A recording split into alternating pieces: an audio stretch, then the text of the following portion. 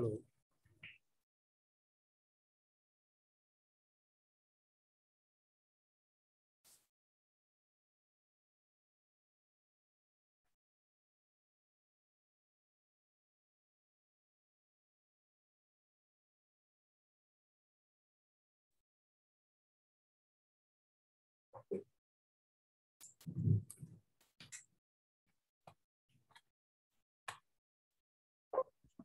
Hello,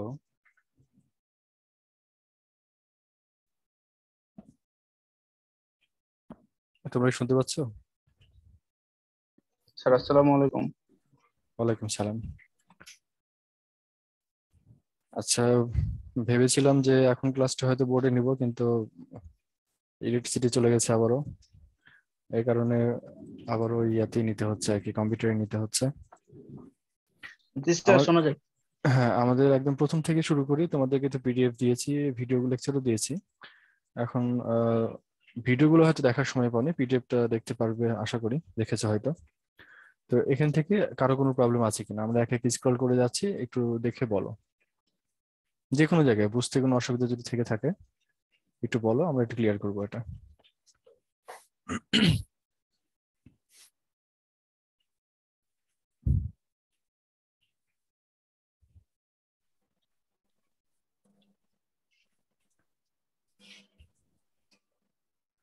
আবারও বলছি, পাই A B যেটা, সেটা হচ্ছে আমাদের মূলত এ এবং বি দুইটা তার দিয়ে যদি আমাদের একটা থার্মোকাপল তৈরি করি, সেই থার্মোকাপলের জন্য যে পেল্টিয়ার ইএমএফ হয় বা পেল্টিয়ার কোফিসিয়েন্ট হয়, সেটা হচ্ছে পাই এ বি, এবং এটা হচ্ছে একটা জাংশনের। পাই এ বি এটা ডিপেন্ড করে এ বি দুইটা স্যার তারের কথাগুলো স্যার কাটা ম্যাটেরিয়ালের কাটা উপরে। আসতেছে। কথা কাটা আসছে, এটা নেটওয়ার্কের স্যার প্রবলেমের জন্য আর কি।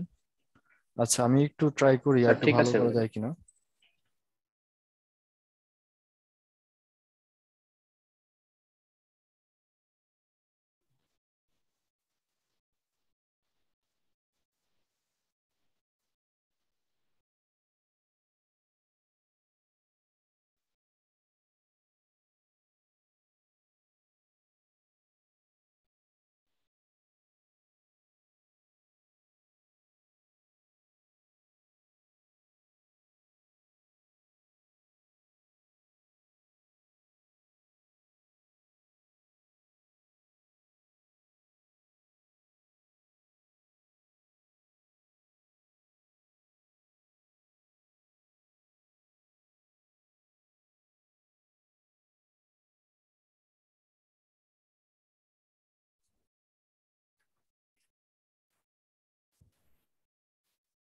হ্যালো, এখন কি আগে থেকে বেটার কিছু মনে হচ্ছে? জি স্যার। যাক, আমরা যেটা বলছিলাম, তাহলে পাই এবি বা পাই ওয়ান পাই টু যেটাই বলি না কেন, এটা হচ্ছে মূলত ডিপেন্ড করে হলো কি ম্যাটেরিয়ালে তৈরি থার্মোকাপল সেটা, এবং এর টেম্পারেচারটা কত, তার মানে হট এন্ড নাকি কোল্ড, মানে হট জাংশন না কোল্ড জাংশন, এই দুটোর উপরে। যদি হট জাংশন হয় তাহলে পাই এবি একরকম হবে, কোল্ড জাংশন হলে আরেক রকম হবে। তাহলে এর উপরে ডিপেন্ড করে। এবং আবারও বলি, পাইটা হচ্ছে মূলত একটা জাংশনের, পাই হচ্ছে একটা জাংশনের। আর থমসন এফেক্টের সময় আমরা যে থমসন কোএফিসিয়েন্ট বের করেছিলাম, সিগমা, এই সিগমাটা দুই রকম হয়, হতে পারে নেগেটিভ অথবা পজিটিভ, থমসন কোএফিসিয়েন্ট মানে থমসন এফেক্টের উপর ডিপেন্ড করে। তো যেটা হোক না কেন, এই সিগমাটা ডিপেন্ড করে হলো তোমার কিউ এবং ডেল থিটার উপরে, মানে কতখানি চার্জ ফ্লো হলো এবং কত টেম্পারেচার ডিফারেন্স এখানে আছে। তো এটা এটা হচ্ছে মূলত প্রপার্টি হলো একটা তারের, সিঙ্গেল একটা ওয়্যারের। তার মানে থার্মোকাপলের দুইটা তার, একটা এ একটা বি, দুইটা তারের জন্য আলাদা আলাদা সিগমা হবে, একটা সিগমা এ একটা সিগমা বি। বুঝছো? নিউট্রাল টেম্পারেচার এবং টেম্পারেচার অফ ইনভার্সন নিয়ে তো কারো কোনো প্রবলেম থাকার কথা না, তারপরেও থাকলে বলতে পারো। নাই স্যার। আচ্ছা, এটাতে টেম্পারেচার অফ ইনভার্সনের সময় আমরা যেটা ডিরাইভ করেছিলাম, এখানে দুইটা ইকুয়েশন পেয়েছি। একটা হচ্ছে টি ইকুয়ালস টু জিরো, আর একটা T I equals to minus A by B. তো সেক্ষেত্রে আমরা টি ইকুয়ালস টু জিরোটা নিই নি, এটা কেন নিই নি, কে কি বলতে পারবে?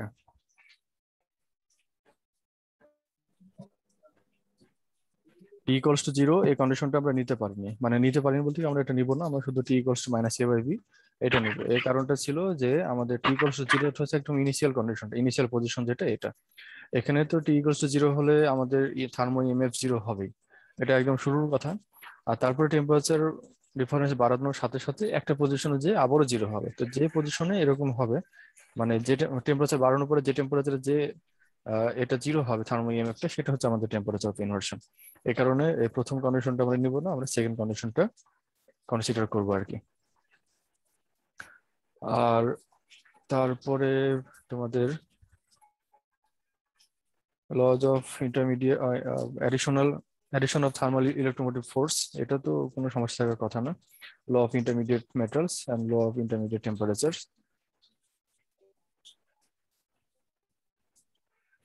আচ্ছা, থমসন কোএফিসিয়েন্টের সময় আমরা যেটুকু অংশ এক্সট্রা সাইডে করে উপরে করেছিলাম বোঝার জন্য, এটাকে সাইডে দিয়ে দিয়েছি। এটা জাস্ট বোঝার জন্য, এটা লিখতেও পারো, না লিখলেও কোনো সমস্যা নেই। এখানে যেটা ছিল এইটুকু থেকে তোমাদের হয়তো একটু বেশি ফাস্ট মনে হয়েছিল।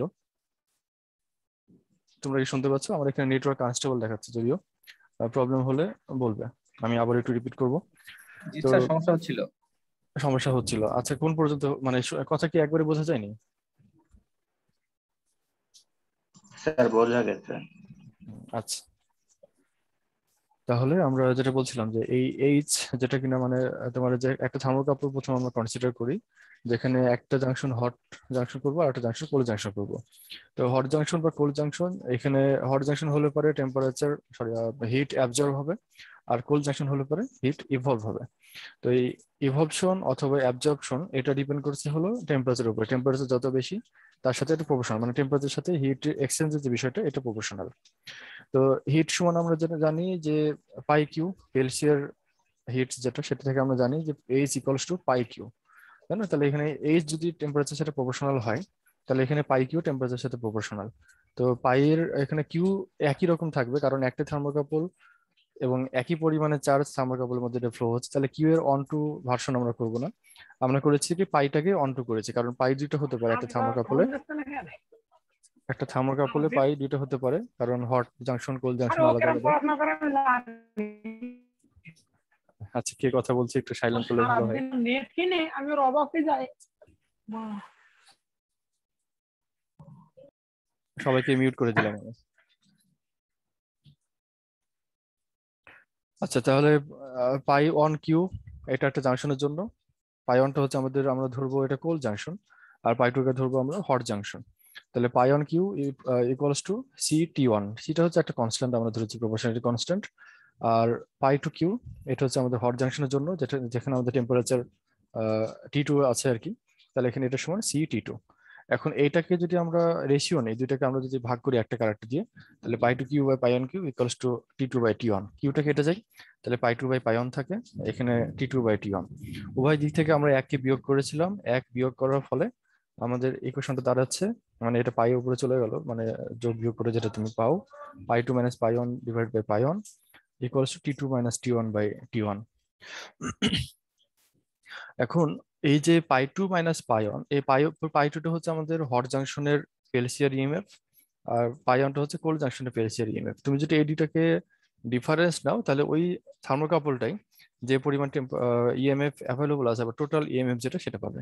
তার মানে পাই টু মাইনাস পাই অন এটা হচ্ছে আমাদের টোটাল ইএমএফ ই, বা ক্যাপিটাল ই দিয়ে একে এক্সপ্রেস করা যায়। তাহলে এই সমান হলো, এটাকে পাই অন এর পাশে পাঠিয়ে দাও, তাহলে pi one into T two minus T one divide by T one. তাহলে এটা হচ্ছে আমাদের টোটাল ইএমএফ সমান, এইভাবে এটাকে লিখতে পারি। বোঝা গেল? তাহলে টোটাল ইএমএফ ই সমান পাই টু মাইনাস পাই ওয়ানও বলতে পারি, টোটাল ইএমএফ ই সমান pi one into T two minus T one by T one, এটাও আমরা বলতে পারি। তো এটা যদি আমরা কনসিডার করি, তাহলে সেক্ষেত্রে আমরা দেখতে পাচ্ছি যে পাই অন এটা একটা কনস্ট্যান্ট, মানে যেটা আমরা টেম্পারেচার কোল্ড জাংশনের টেম্পারেচারকে যদি আমরা কনস্ট্যান্ট রাখি, তাহলে পাই অনটা কনস্ট্যান্ট, কারণ ম্যাটেরিয়ালটা আমরা চেঞ্জ করছি না, সেক্ষেত্রে এটা কনস্ট্যান্টই থাকছে। আর টি ওয়ানটা আমরা যেহেতু চেঞ্জ করছি না, তাহলে এটাও কনস্ট্যান্ট। তাহলে এটাকে আমরা যদি প্রপোর্শনালি সাইনের মধ্যে নিয়ে নিই, তাহলে E is proportional to T two minus T one, এটা হবে। তো এই কোশ্চেনটা থেকে আমরা দেখে মনে হচ্ছে যে ই টেম্পারেচার ডিফারেন্সের সাথে প্রপোর্শনাল, তাহলে এটা লিনিয়ার একটা কন্ডিশন বলে মনে হচ্ছে, কারণ যত বেশি টেম্পারেচার বাড়াবে ই এর ভ্যালু তত বাড়বে। তো এটা আসলে প্র্যাকটিক্যাল সিচুয়েশনে এরকম কখনো হয় না, টেম্পারেচার বাড়াতে থাকলে একসময় আমরা দেখি যে কার্ভটা মানে একটু ইয়া হয়, রাউন্ড শেপ হয়ে যায়, এবং এর সময় এটা ইনভার্সনও হয় একটা জায়গাতে, যে যেটা একটু আগে সকালে তোমাদেরকে দেখিয়েছি আর কি। তো সেটা যেহেতু হয় না, তাহলে এর সাথে মানে এটা তো আমাদের পেলসিয়ার ইএমএফ থেকে আমরা এটা পাচ্ছি, পেলসিয়ার ইএমএফ এর অংশটা হচ্ছে এটা। তাহলে এর সাথে আরো কিছু অংশ আছে যেটা কিনা হাই টেম্পারেচার ডিফারেন্স যে এটা ডোমিনেট করে প্রথমটাকে। তো এটার জন্য থমসন প্রপোজ করলেন যে এখানে একটা এরকম একটা পটেনশিয়াল আছে, যেটা থমসন পটেনশিয়াল বা থমসন ইএমএফ, যেটা কিনা এই কাজটা করে, এবং সেটাকে তিনি সিগমা দিয়ে এরকম প্রকাশ করলেন। এবং সিগমাটা হচ্ছে টেম্পারেচার ডিফারেন্সের সাথে সম্পর্কিত, টেম্পারেচার ডিফারেন্স বাড়লে পরে সিগমাটা বাড়ে। এবং সিগমার যে ইকুয়েশনটা আমরা আগে পড়েছি সেটাতে আরেকটু নিয়ে যেতে চাই তোমাদের। এখানে হয়তো তোমাদের বুঝতে অসুবিধা হচ্ছে যে H H proportional to Q delta theta, মানে যত বেশি চার্জ প্রবাহিত হবে থমসন কোএফিসিয়েন্টের জন্য তত বেশি হিট জেনারেট হবে। আবার টেম্পারেচার ডিফারেন্স যত বেশি হবে থমসন কোএফিসিয়েন্টের জন্য, মানে থমসন হিট তত বেশি হবে আর কি। তো H equals two Thomson coefficient sigma, মানে প্রপোর্শনাল সাইন উঠে গেলে পরে এটা হয়। এবং কিউ ডেল থিটা আগের মতো এখানে আছে আর কি। এখন এখানে ডেল থিটা বলো বা ডেল টি বলো একই কথা। আমাদের এখানে ডেল থিটা এখানে যদি ব্যবহার করেছি, পরে যে কোনো জায়গাতে থিটা ব্যবহার করিনি, তার থেকে আমরা এটাকে টি করে দিই, এটাই তোমাদের জন্য সুবিধা হবে। টেম্পারেচার ডিফারেন্স ডেল টি, এটা হচ্ছে টেম্পারেচার ডিফারেন্স। তাহলে sigma equals to H by Q del T, মানে ইউনিট টেম্পারেচার ডিফারেন্সের দুটো পয়েন্টে যদি কিউ অ্যামাউন্ট ইউনিট অ্যামাউন্টের চার্জ মানে 1 কুলম্ব চার্জ যদি প্রবাহিত হয়, তাহলে যে হিট জেনারেশন হবে অথবা ইভলশন হবে, অ্যাবজর্পশন হবে, সেটা হচ্ছে আমাদের মূলত সিগমা।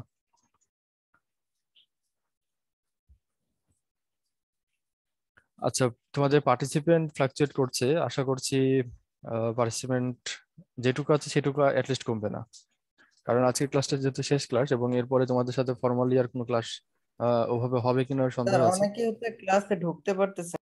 কেন? স্যার সেটা যায় না, হচ্ছে আমাদের সিআর নাইম হচ্ছে ঢুকতে পারতেছে না, তারপরে আরো দুই একজন ঢুকতে পার। এটা তো হওয়ার কথা না। স্যার আসলে বৃষ্টি হচ্ছে তো প্রচন্ড এই সাইডে, কারেন্ট চলে গেছিল ওই জন্য। তোমাদের কি কোনো ধরনের পারমিশন চেয়েছে বা ওয়েটিং রুম বা এরকম কোনো কিছু অপশন কি চেয়েছিল? চাওয়ার কথা না, আমি তো এগুলো কিছু অন করে রাখিনি। না স্যার কিছুই তো চাইনি। সেটা তো চাওয়ার কথা না। আচ্ছা, যাই হোক, এটা হয়তো তাদের নেটওয়ার্কের প্রবলেম জন্য হতে পারে, আমাদের তো সবই খুবই নেটওয়ার্কের অবস্থা খারাপ। একটু কারেন্ট চলে গেলে মানে নেটওয়ার্ক টাওয়ার মানে নেটওয়ার্কই পাই না, স্পিড তো দূরের কথা।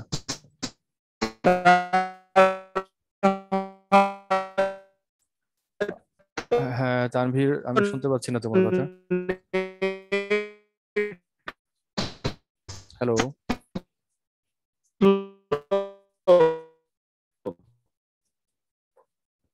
তানভীর তুমি কিছু বলছিলে, আমি শুনতে পাইনি তোমার কথা।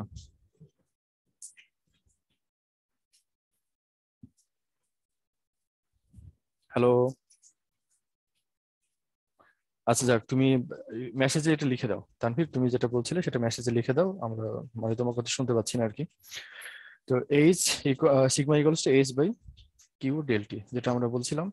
তো এখানে দেখো থমসন এফেক্টের জন্য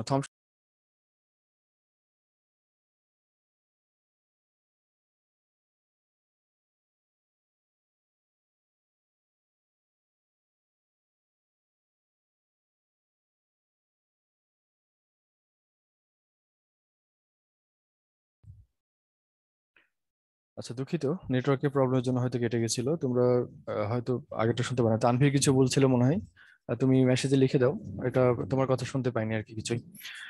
আর যেটা আমরা থমসন কোফিসিয়েন্ট বলছিলাম যে সিগমা ইকুয়ালস টু এটা, তাহলে এখানে এইচ মানে থমসন এফেক্টের জন্য যে হিট জেনারেশন মানে হিট ইভলভশন অথবা অ্যাবজর্পশন যেটা হবে এইচ, এটা সমান আমরা তাহলে বলতে পারছি সিগমা কিউ ডেল্টি। এটা আমাদের একটু বোঝার বিষয়, মানে মনে রাখার বিষয় আর কি আমাদের পরবর্তী কাজগুলোর জন্য।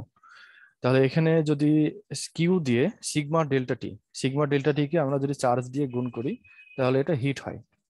আর যদি এটাকে চার্জ দিয়ে গুণ না করতাম, তাহলে এটা হচ্ছে থমসন ইএমএফ। এটা একটু ভালো করে বোঝো, এখানে যখন কিউ আছে, কিউ দিয়ে যখন গুণ করছি এটা হচ্ছে থমসন হিট, আর কিউ দিয়ে গুণ না করা থাকলে এটা হচ্ছে থমসন ইএমএফ। তাই না? আমরা ইএমএফ এবং হিটের মধ্যে ওইভাবে একটা রিলেশন সকালেও বলেছি। হ্যাঁ, নেট সবারই স্লো আসলে। এরকমই হয়ে গেছে আর কি সিচুয়েশনটা, আমার এখানেও নেট স্লো। যাই হোক, আমরা এটুকুকে নিয়ে সামনে আগাই।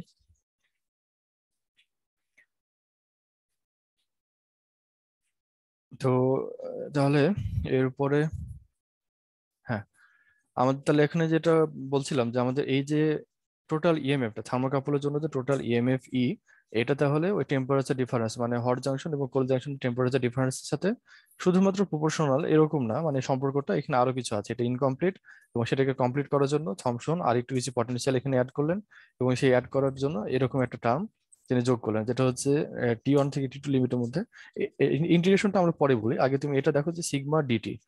আমরা সিগমা ডিটিটা কি বললাম? সিগমা ডিটি ছিল আমাদের থমসন ইএমএফ, এবং থমসন ইএমএফটা কত টেম্পারেচার ডিফারেন্সের জন্য? এটা হচ্ছে T1 ডেল্টা টি বা ডিটি টেম্পারেচার ডিফারেন্সের জন্য থমসন ইএমএফ হচ্ছে এটা।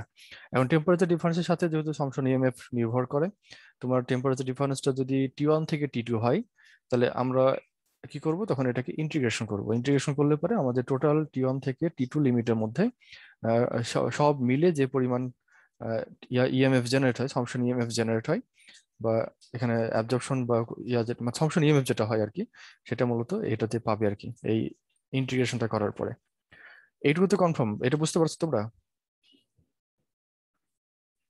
এটা কনফার্ম করো যে এই অংশটা বুঝতে পেরেছো কিনা, যে আমরা এখান থেকে এই স্যার ইএমএফটা কি করে পেলাম। আর একবার বলবো না? আচ্ছা, তাহলে আবারও ওখানে আমাদের ফিরে যেতে হবে।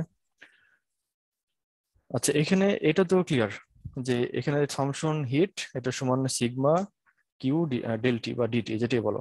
এইটুকু তো ক্লিয়ার? জি স্যার। আচ্ছা, তাহলে এখান থেকে আমরা থমসন ইএমএফ, থমসন ইএমএফ এটা সমান আমরা এভাবে লিখতে পারি। এটাকে জি যদি স্যার। আমরা লিখি, টি করি এটাকে, তাহলে আলাদা করা যাবে।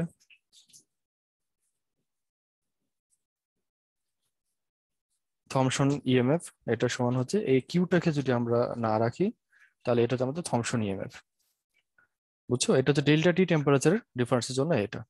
তারপরে কথা হলো, আমাদের টেম্পারেচার ডিফারেন্স যদি ডেল্টা টি না হয় আর একটু যদি স্মল হয়, তাহলে আমরা এটা কি করব? এটাকে ডিটি বানিয়ে দিব, তাই না?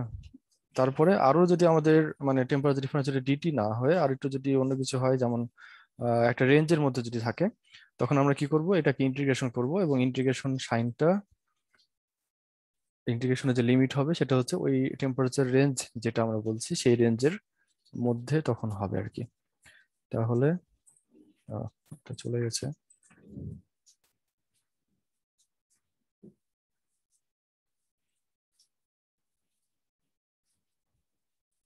যাক, বোর্ড না থাকলেও সমস্যা নেই, বোর্ডের মতো করে লিখছি যেহেতু, তোমাদের বুঝতে আশা করি প্রবলেম হবে না।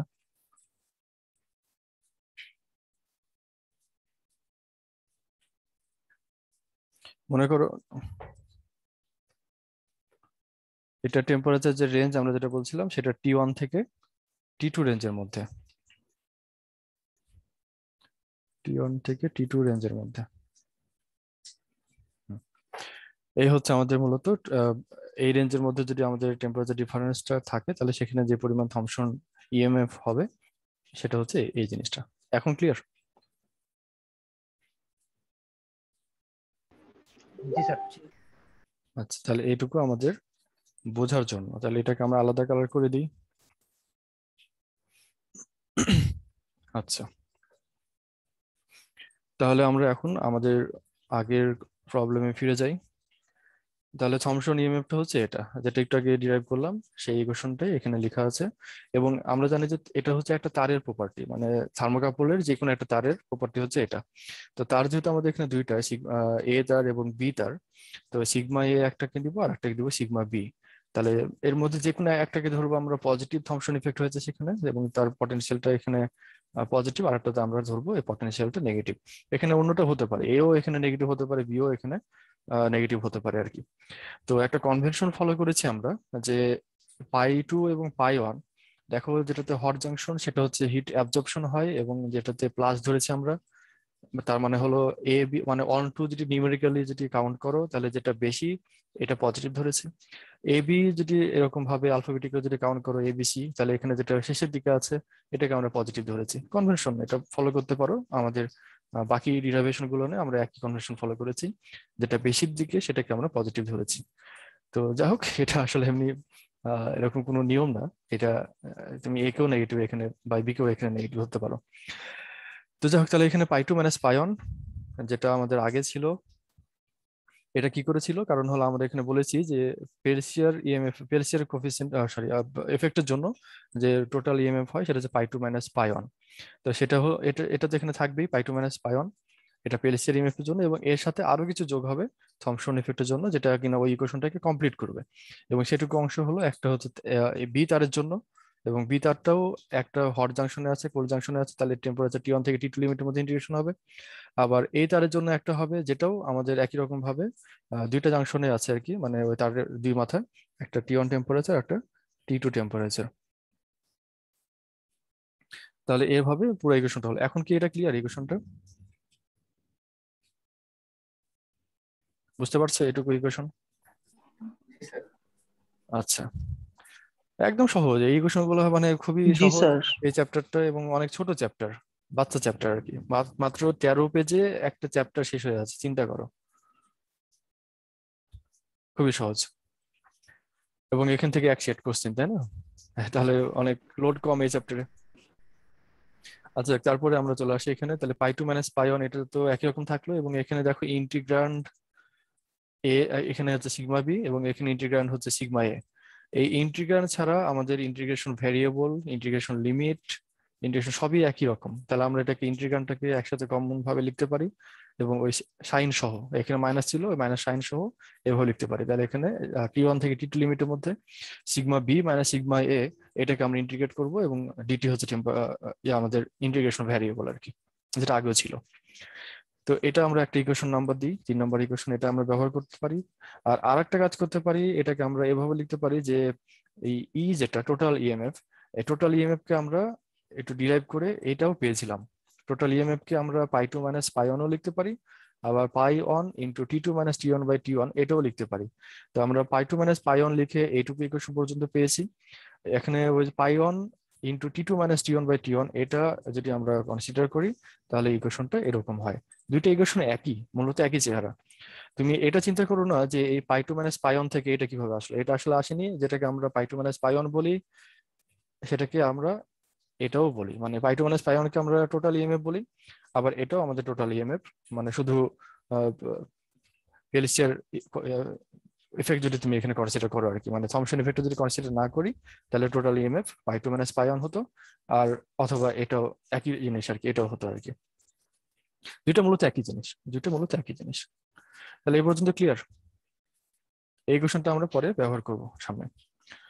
তারপরে আমরা থার্মোইলেকট্রিক পাওয়ার আমরা বলেছিলাম, থার্মোইলেকট্রিক পাওয়ারের জন্য আমাদের কন্ডিশনটা ছিল এরকম যে, মানে এটার যে ডেফিনেশন সেটা হচ্ছে rate of change of thermo EMF with respect to temperature. তুমি টেম্পারেচার এর রেসপেক্টে যদি থার্মো ইএমএফ কে ডেরিভেটিভ নাও, ফার্স্ট ডেরিভেটিভ, তাহলে যা পাবে এটা হচ্ছে আমাদের থার্মো ইলেকট্রিক পাওয়ার হবে আর কি সেটা। তো তাহলে এই ডিই বাই ডিটি এটা করার জন্য আমাদের যে কাজটা করব, এই ডান দিকে যা আছে ইকুয়েশনটার, এটা বা এটা যেটাই বলো, আমরা এটাকে কনসিডার করেছি আর কি। ওই ইকুয়েশনটাই আমরা এখানে লিখলাম, একটা থার্মোকাপলের জন্য টোটাল ইএমএফ হচ্ছে এটা। তো ডান দিকে দেখো আমাদের ইন্টিগ্রেশন সাইন আছে এই জায়গাতে। তো সম্পূর্ণটাকে যদি আমরা একটা ইন্টিগ্রেশনের মধ্যে নিয়ে যেতে পারি, এবং যেখানে ইন্টিগ্রেশন ভ্যারিয়েবল হচ্ছে ডিটি, আমাদের থার্মোইলেকট্রিক পাওয়ারের ডেফিনেশন থেকেও আমরা দেখছি যে এখানে ডিই বাই ডিটি থাকে। তো যদি এটাকে ডিটি ভ্যারিয়েবলের মধ্যে ইন্টিগ্রেশন নিয়ে আসা যায়, তাহলে আমরা এই ইন্টিগ্র্যান্ডটা থাকে আর কি অবশেষে। এই কারণে আমরা যে কাজটা করব, এটাকে আগে এরকম ভাবে ইন্টিগ্রেশনের আকারে নিয়ে আসবো আর কি সম্পূর্ণ ইকুয়েশনটাকে। এবং এটা করার জন্য সর্বপ্রথমে আমাদের পাই টু মাইনাস পাইনটাকে চেঞ্জ করতে হবে। তো পাই টু মাইনাস পাইনকে আমরা চেঞ্জ করতে পারি এভাবে যে, আমরা যদি এরকম কনসিডার করি যে ডি পাই, এই যদি আমরা ইন্টিগ্রেশন করি পাই টু থেকে পাই অন লিমিট, পাই অন থেকে পাই টু লিমিটের মধ্যে, তাহলে আমরা pi two minus pi on পেয়ে যাই।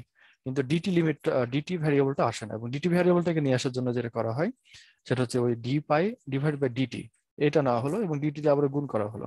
তাহলে এই উপর নিচে কাটাকাটি করলে তো আর এখানে ডিটির কোনো এফেক্ট থাকে না। কিন্তু একটা সুবিধা আমরা পাবো, সেটা হলো যে এটাকে একই ভ্যারিয়েবলের মধ্যে নিয়ে আসা গেল আর কি, সে কারণে। বুঝছো? তাহলে এখানে পাই2 মাইনাস পাই1 ইকুয়ালস টু পাই1 থেকে পাই2 এই লিমিটের মধ্যে ইন্টিগ্রেশন করছি। ইন্টিগ্র্যান্ড হচ্ছে তাহলে ডিপাই বাই ডিটি এবং ভ্যারিয়েবল হচ্ছে ডিটি, ইন্টিগ্রেশন ভ্যারিয়েবল হচ্ছে ডিটি। তাহলে এই পাই2 মাইনাস পাই1 এর জায়গায় এটা লিখে দিতে পারি আমরা, এবং সেটা যদি লিখে দেওয়া হয় তাহলে ই বা টোটাল ইএমএফ এর যে ইকুয়েশন, এটা সমান হচ্ছে পাই1 থেকে পাই2 লিমিটের মধ্যে D pi by DT into DT. এটা আমরা ইন্টিগ্রেশন করছি, তাহলে আমরা টোটাল পাই2 মাইনাস পাই1 এর ভ্যালুটা পেয়ে যাচ্ছি। এবং আগে এইটুকু অংশ আগে ছিলই আর কি, টি1 থেকে টি2 লিমিটের মধ্যে sigma B minus sigma A DT. তারপরে যে কাজটা করা হয়েছে, এখন এখানে দেখো, এখানে আমরা এরকম পাই1 থেকে পাই2 লিমিটের মধ্যেও এটাকে রাখতে পারি, অথবা এটাকে টি1 থেকে টি2 করতে পারি, অথবা জেনারেলি এটাকে অন টু দিয়েও এটাকে লিখতে পারি আর কি, কোনো প্রবলেম নেই। এটা তিনটেই একই জিনিসই এখানে বোঝাবে আর কি। তো আমরা এটাকে একই লিমিটের মধ্যে নিয়ে আসার জন্য আমরা জাস্ট অন টু দিয়ে এখানে করেছি। তুমি ইচ্ছে গেলে এখানে টি1 টি2 রাখতে পারতে, কোনো প্রবলেম এখানে ছিল না, বরং সেটাও লজিক্যাল। আমাদের যেখানে টেম্পারেচার টি1 সেখানে আমাদের পিএলসি আর ইএমএফ হচ্ছে পাই1, তাই না? তাহলে দুটো একই জিনিস, তাহলে আমরা এখানে অন টু না দিই, এটাকে টি1 টি2 দিয়েই রাখি, এটাই আমাদের জন্য বোঝার সুবিধা বরং। কিন্তু অন টু দিলেও আমাদের এখানে প্রবলেম ছিল না আর কি, মানে ওটা শুধু নোটেশন এখানে বোঝাচ্ছে, এটা অন্য কিছু না। তবে এটা এইভাবে দেওয়াটা বেশি ভালো হচ্ছে। তো যাক, এটা থাকে এভাবে। তাহলে এটা সমান আমরা যেটা বলতে পারছি, তাহলে এখন ইন্টিগ্র্যান্ড গুলোকে একদিকে লিখো ডিপাই বাই ডিটি, এখানে মাইনাস চিহ্ন একটা নিয়ে আসছি, এটা না নিয়ে আসলেও কোনো প্রবলেম ছিল না, তুমি চাইলে এখানে প্লাসই রাখতে। এটা মাইনাসটা এভাবে না হলো যে এখানে sigma B minus sigma A আছে, সিগমা বিটাকে পরে লিখো, সিগমা এটাকে আগে লিখো। তাহলে এটার মধ্যে মানে মাইনাস ওয়ানকে কমন নিলাম আর কি এই ব্র্যাকেটের মধ্যে থেকে, তাহলে এই সিগমা এ মানে সিগমা বি থাকে, এবং ডিটি তো আগে থেকে ছিলই আর কি। তাহলে এখন সম্পূর্ণটা দেখো একটা ইন্টিগ্রেশন ভ্যারিয়েবলের আন্ডারে একটা ইন্টিগ্র্যান্ড আকারে এভাবে লেখা গেল আর কি। এটা কিন্তু আমাদের টোটাল ইএমএফ এর ইকুয়েশনটাই। এখন এই টোটাল ইএমএফ এর ইকুয়েশনকে যদি আমরা টেম্পারেচার রেসপেক্টে ডেরিভেটিভ নিই, তাহলে DE by DT equals to D pi by DT minus যেটা ছিল আর কি, মানে শুধু ইন্টিগ্রেশন যে ইন্টিগ্র্যান্ড যেটুকু অংশ ছিল এই পার্টটাই এখানে থাকছে। কারণ আমরা এটাকে যদি ডিটি এর রেসপেক্টে ডিফারেন্সিয়েট করি, ডান দিকে যদি ডিটি এর রেসপেক্টে এটাকে ইন্টিগ্রেশন করা আছে, তাহলে ইন্টিগ্রেশন সাইনটা উঠে যাবে এবং শুধু ইন্টিগ্র্যান্ডটা থাকবে, তাই না? কারণ আমরা জানি যে ডিফারেন্সিয়েশন আর ইন্টিগ্রেশন একটা আর একটার উল্টা, একটা গুণ হলে আর একটা ভাগ, বা একটা ভাগ হলে আর একটা গুণ, এরকম। তাহলে একটার উপর আরেকটা যদি অপারেট করে, তাহলে আমাদের টোটাল আগে যে জিনিসটা ছিল, যে ইন্টিগ্র্যান্ড ছিল বা ডিফারেন্সিয়েট যাকে করছিলে, সেই জিনিসটা আবারও ফিরে আসে। তো সেটাই এখানে হয়েছে, D by DT equals D pi by DT minus sigma A minus sigma B. এটা হচ্ছে আমাদের থার্মো ইলেকট্রিক পাওয়ার। কি করে বোঝা গেল? কারণ এখানে এই অংশটাই হচ্ছে ডি বাই ডিটি বা rate of change of thermo EMF with respect to temperature. হ্যাঁ, তাহলে এটা হচ্ছে আমাদের থার্মো ইএমএফ। এবং এটা আসলে কি বোঝায়, আমরা যদি একটা প্লট করি একটা গ্রাফকে যদি প্লট করা হয় ডিই বাই ডিটি, এবং মানে ওয়াই অ্যাক্সিসের দিকে thermo EMF thermo electric power, এবং আর এক্স অ্যাক্সিসের দিকে টেম্পারেচার ডিফারেন্স, তাহলে তুমি এখানে যেটা পাবে যে এটা টি1 হচ্ছে আমাদের, মনে করো এটা হচ্ছে কোল্ড জাংশনের টেম্পারেচার, সরি আমরা এখানে টেম্পারেচারকে প্লট করছি, টেম্পারেচার ডিফারেন্স না। এই এটা হচ্ছে টি1টা হচ্ছে কোল্ড জাংশনের টেম্পারেচার, এবং টি2টা হচ্ছে হট জাংশনের টেম্পারেচার। এবং এখানে আমাদের এ বি হলো দুটো পজিশন গ্রাফে, এটা কিন্তু তারের কথা এখানে বলা হয়নি, মানে বোঝায়নি আর কি। গ্রাফের উপরে দুটো পজিশন হচ্ছে, একটা এ একটা বি, এটাকে অন্য নাম দিলে বেশি ভালো হতো, যাই হোক ব্যাপার না। তো এখানে আমরা যে কোনো একটা রিজিয়ন যদি কল্পনা করিনি, যে এখানে যেরকম ডোরাকাটা যে রিজনটা দেখছো, এইটুকু যদি আমরা এরিয়া নিতাম, এখানে দেখো টেম্পারেচার ডিফারেন্সটা অল্প, এখান থেকে জাস্ট এইটুকু হচ্ছে টেম্পারেচার ডিফারেন্স, এটাকে আমরা ডিটি টেম্পারেচার ডিফারেন্স ধরতে পারি। তো এরিয়া কি করে পাই আমরা? দুইটা এজ কে যদি গুণ করি, এইটুকু লম্ব গণিত এইটুকুর ভূমি, তাই না? তাহলে আমরা এখানে এরিয়াটা পেয়ে যাব। লম্বটা হচ্ছে ডি বাই ডিটি, আর এরিয়াটা এদিকে যে ভূমিটা সেটা হচ্ছে আমাদের ডিটি। তাহলে ডি বাই ডিটি কে ডিটি দিয়ে গুণ করলে পরে ডিটি ডিটি কেটে যায় এবং থাকে হলো জাস্ট ই, তাই না? ডিই যেটা, তার মানে এইটুকু হচ্ছে আমাদের মূলত থার্মো ইএমএফ এর চেঞ্জ ইন থার্মো ইএমএফ। তার মানে হলো যে এই টি1 থেকে টি2 লিমিটের মধ্যে আমরা যদি সম্পূর্ণ এরিয়াটা যদি কনসিডার করি, তাহলে এখানে যে এরিয়াটা হবে সেই এরিয়া হচ্ছে এই টেম্পারেচারের মধ্যে ওই থার্মোকাপলটা যদি অ্যাক্টিভ থাকে, তাহলে যে পরিমাণ থার্মো ইএমএফ এখানে জেনারেট করে সেটা তুমি পাবে এই গ্রাফ থেকে। এই গ্রাফের মিনিং হচ্ছে এটুকুই।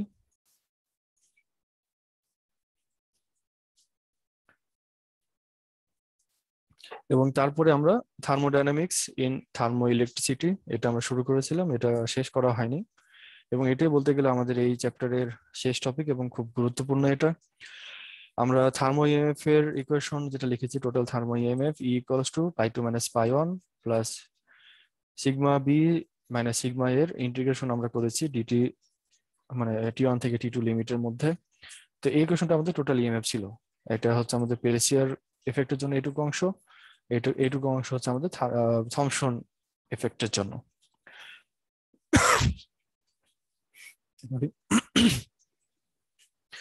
সরি, আমাদের এখানে তাহলে যেটা হচ্ছে, এখানে আমরা একটা থার্মোকাপল যদি কনসিডার করি, একটা এন্ডকে আমরা হট জাংশন করব, মানে এখানে আমরা হিট দিব, আর একটা অংশকে আমরা কোল্ড জাংশন কনসিডার করব, তার মানে এখানে আমরা হয় ঠান্ডা করব অথবা রুম টেম্পারেচারে রাখবো আর কি।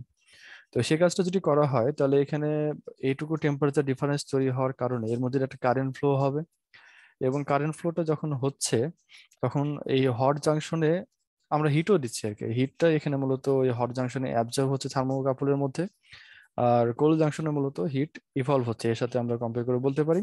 তাহলে সেক্ষেত্রে এখানে কি পরিমাণ হিট অ্যাবজর্ব হলো এটা আমরা পেল্টিয়ার কোএফিসিয়েন্টের মাধ্যমে লিখতে পারি, সেটা এখানে লিখেছি। কেউ, আচ্ছা নেটের অবস্থা খুবই খারাপ, সবাই কি একই কথা বলছো? সবারই কি খারাপ? তোমাদের মধ্যে কেউ একজনও যদি শুনতে পাও তাও রেকর্ডিংটা ক্লিয়ার হবে আর কি। আর যদি সবারই খারাপ হয় তাহলে রেকর্ডিংও এরকম খারাপই থাকবে। তার মানে আমরা এখানে ব্রডকাস্ট, মোটামুটি এখন স্যার সমস্যা হচ্ছে না খুব একটা। আচ্ছা আচ্ছা, তাহলে হয়তো মানে যাদের প্রবলেম হচ্ছে তোমাদের এলাকায় নেটের প্রবলেমের জন্য এটা হচ্ছে, বাকিরা শুনতে পাচ্ছ। আশা করি রেকর্ডিংটা ক্লিয়ার শুনতে পাবে। হ্যাঁ, হালকা হালকা আটকে আটকে যাচ্ছে। হ্যাঁ, এটা ওই যে মাঝে মধ্যে একটু প্রবলেম হচ্ছে স্যার। আচ্ছা, কোনো কথা যদি অস্পষ্ট থেকে যায়, যেটা শুনতে পাওনি বা বোঝা যায়নি, এটা আমাকে আবারও বলো, আমি আবারও রিপিট করবো আর কিছুটা। এছাড়া তো আর কি বলবো, আর তো কিছু বলার নাই। আর এখানে স্যার আজকে ওই যখন ক্লাসটা, এরিয়া এর কথা বলেন স্যার, তখন স্যার হ্যাঁ কথাটা বোঝা যায়নি ভাবে। এরিয়ার কথাটা বোঝা যায়নি। আচ্ছা আবারও বলছি, এরিয়াটা হলো আমাদের মূলত এখানে, এরিয়াটা কি বোঝায়, এই যে ডি মানে থার্মোইলেকট্রিক পাওয়ার এবং টেম্পারেচারের যে গ্রাফ, এটার এই গ্রাফের আন্ডারে যেটুকু এরিয়া আছে এটা আসলে কি মিন করে এটা বলছিলাম। এটা মিন করে হলো টেম্পারেচার, মানে ওই টেম্পারেচার ডিফারেন্স থাকার কারণে মানে ওই টেম্পারেচার ডিফারেন্সের মধ্যে আর কি ওই থার্মোকাপলটায় যে পরিমাণ থার্মো ইএমএফ জেনারেট হয় সেটাই হচ্ছে ওই এরিয়াটা মিন করে। এখন কি করে বোঝা গেল এটা হয়, আমাদের ওয়াই অ্যাক্সিসে দেখো ডিই বাই ডিটি, আর এক্স অ্যাক্সিসের দিকে আছে হলো টেম্পারেচার। তো এই পয়েন্ট থেকে এই পয়েন্ট মানে যে একদম এই যে স্ট্রিপটা দেখছো শুরু থেকে শেষ, এইটুকু টেম্পারেচার আমরা ডিফারেন্স নিতে পারি ডিটি। তো এই ডিটি টেম্পারেচার আমরা তাহলে এইটুকু বাহু ধরতে পারি, মানে এইটুকুর ভূমি, আর লম্ব ধরতে পারি হলো আমরা ডিই বাই ডিটি। তাহলে এই লম্বটাকে যদি তুমি ভূমি দিয়ে গুণ করো তাহলে এটার এরিয়া পাওয়া যায়, তাই না? তার মানে হচ্ছে দৈর্ঘ্য গুণিত প্রস্থ, যেটা এটাকে দৈর্ঘ্য বলতে পারো, এটাকে প্রস্থ বলতে পারো। তাহলে DE by DT into DT, তাহলে এখানে শুধু ডিই থাকে, ডিটি ডিটি কেটে যায়, ডিই থাকে, মানে চেঞ্জ ইন থার্মো ইএমএফ। তাহলে তুমি এইটুকু এরিয়া যদি কনসিডার করো সেটা তোমাকে দিবে হলো কি পরিমাণ থার্মো ইএমএফ চেঞ্জ হচ্ছে বা জেনারেট হচ্ছে ওই থার্মোকাপলটাই। এখন তুমি এরিয়াটা যদি একটু বড় নাও, মানে টি1 টেম্পারেচার থেকে টি2 টেম্পারেচারের মধ্যে যদি কনসিডার করো, তাহলে টোটাল যে এরিয়াটা এখানে হয় এই এরিয়াটা দিবে হলো ওই থার্মোকাপলটা যদি টি1 থেকে টি2 টেম্পারেচারের মধ্যে অপারেট করে, তাহলে সব মিলে যে পরিমাণ থার্মো ইএমএফ জেনারেট হবে সেটাই হচ্ছে এই এরিয়ার সমান। এটা বলছিলাম। ক্লিয়ার? এখন ক্লিয়ার? স্যার আচ্ছা, তো যাই হোক, তারপরে আমরা এখানে আসছিলাম এবং আমরা বলছিলাম যে এটা কোন অংশটা কিভাবে কাজ করছে। আমরা এখানে একটা থার্মোকাপল কনসিডার করেছি যেখানে একটা হট জাংশন একটা কোল্ড জাংশন করা হয়েছে। হট জাংশনে আমাদের মূলত টেম্পারেচার T2 এবং এখানে হিট অ্যাবজর্ব হচ্ছে। কতখানি হিট অ্যাবজর্ব হবে, এটা এটার ভ্যালু হচ্ছে পাই2 ইন্টু কিউ, যেটা আমরা আগেও বলেছি। হিট এখানে অ্যাবজর্ব হচ্ছে, আমরা এখানে এভাবে কনসিডার করতে পারি। আর এখানে কোল্ড জাংশন যেখানে, সেখানে হিট ইভলভ হচ্ছে এবং সেই ইভলভশনের পরিমাণটা হচ্ছে পাই1 ইন্টু কিউ। বুঝছো, এটা আগেও আমরা কথা বলেছি, মানে এই যে এই পর্যন্ত যেটুকু বলে আসলাম, এখন সকালে কথা বাদ দাও, এখন যেখানে বলে আসলাম এখানে এর মধ্যে বলে আসলাম আর কি, তাই না? তাহলে পাই1 টু কিউ এবং পাই2 কিউ। আর যখন এর মধ্যে কারেন্টটা ফ্লো হচ্ছে তোমরা একটু কনসিডার করো, এখানে হিট দিলে পরে টেম্পারেচার ডিফারেন্স এখানে তৈরি হচ্ছে, এবং এইটুকু টেম্পারেচার ডিফারেন্স তৈরি হওয়ার কারণে একটা কারেন্টও ফ্লো হচ্ছে। তুমি থমসন ইফেক্টের কথা একটু কনসিডার করো, যে থমসন ইফেক্টটা কখন হয়। কোনো একটাই তার, সেই একটা তারে যদি আমাদের টেম্পারেচারের ডিফারেন্স থাকে, বা কোনো একটা জায়গাতে যদি তুমি টেম্পারেচার যদি কম বেশি করতে পারো, তাহলে সেখানে আবার যদি কারেন্ট ফ্লো থাকে, তাহলে যেখানে টেম্পারেচার ডিফারেন্স এখানে আছে সেই জায়গাতে একটা এরকম কোনো জায়গাতে হিট জেনারেশন হয়, কোনো জায়গাতে হিট অ্যাবজর্পশন হয়, এবং সেই জেনারেশন এবং অ্যাবজর্পশনের কারণটাই হলো এখানে কিছু ইএমএফ জেনারেট হয়, যেটা থমসন ইফেক্টের জন্য। মনে আছে কি থমসন ইফেক্টটা? থমসন ইফেক্টের ফিগারটা কি মনে আছে তোমাদের? ওটা একটু তোমরা পড়বে, আমি এখানে বলে দিচ্ছি আর কি, এবং এটা তোমরা যখন পড়বে তখন আরেকটু ক্লিয়ার হবে। ওইটুকু খেয়াল করবে যে আমরা থমসন ইফেক্ট, আচ্ছা একটু দেখাই তোমাদেরকে এটা, তাছাড়া কনফিউশন থেকে যাবে তোমাদের। এই যে একটা তারে আমাদের কারেন্ট ফ্লো করছিল, এবং কারেন্ট ফ্লো হচ্ছে যেদিকে আমরা এটার মাঝে কোনো একটা জায়গাতে হিট দিয়েছি, এবং এখানে হিট দিলে পরে এই জায়গাটা গরম হচ্ছে, তাহলে এইদিকে ঠান্ডা এবং এদিকে গরম, তাই না? তাহলে এরকম ভাবে যখন যাচ্ছে তার মধ্যে কোনো এই একটা অংশ এমন হতে পারে যেখানে আমাদের হট এন্ড যেটা আছে, ওই হট এন্ড পর্যন্ত, কোল্ড এন্ড থেকে হট এন্ড পর্যন্ত আমাদের হিট অ্যাবজর্ব হতে পারে, আবার হিট ইভলভও হতে পারে। যদি পজিটিভ থমসন ইফেক্ট যদি হয়, তাহলে আমাদের কোল্ড থেকে হট পর্যন্ত যেতে কারেন্ট যখন ফ্লো হচ্ছে সেখানে হিট অ্যাবজর্ব হবে। আবার যদি নেগেটিভ থমসন ইফেক্ট যদি হয়, তাহলে কোল্ড এন্ড থেকে হট এন্ড পর্যন্ত যেতে এখানে হিট ইভলভ হবে, এবং তারপরে আবার হিট অ্যাবজর্ব হবে, মানে এর পরবর্তী অংশগুলো নেই, এবং সেটা একটাই তারের মধ্যে। এবং এই যে হিট ইভলভ হচ্ছে অথবা অ্যাবজর্ব হচ্ছে, এর কারণটাই হচ্ছে এখানে কিছু পটেনশিয়াল তৈরি হয় আর কি। পটেনশিয়াল ডিফারেন্স কিছু তৈরি হয় এই হিটটা দেওয়ার ফলে, এবং সেই পটেনশিয়াল ডিফারেন্স এবং আগে থেকে যে কারেন্টটা ফ্লো হচ্ছিল তাদের মধ্যে এই ইয়ার কারণে, মানে এই রিয়াকশনের কারণে আমাদের মূলত এখানকার টোটাল পটেনশিয়ালটা এরকম গ্র্যাজুয়ালি বাড়তে দেখি অথবা কমতে দেখি। যদি পজিটিভ থমসন ইফেক্ট হয়, তাহলে এখানে একদম কোল্ড এন থেকে হট এন পর্যন্ত এই টেম্পারেচার ডিফারেন্স আস্তে আস্তে বাড়তে থাকবে, কারণ হিটটা এখানে লিনিয়ার একদম, মানে একজন যে এখানে যেই হিট অ্যাব্রপ্টলি চেঞ্জ হয়ে গেছে সেরকম না, আমরা এখানে কন্টিনিউয়াসলি টেম্পারেচার বাড়ছে বাড়ছে বাড়ছে এখানে ম্যাক্সিমাম, তাহলে এই পটেনশিয়ালটা এরকম ভাবে কন্টিনিউয়াসলি ম্যাক্সিমাম হবে হলে এখানে একই কথা প্রযোজ্য নেগেটিভ থমসন ইফেক্টের সময়।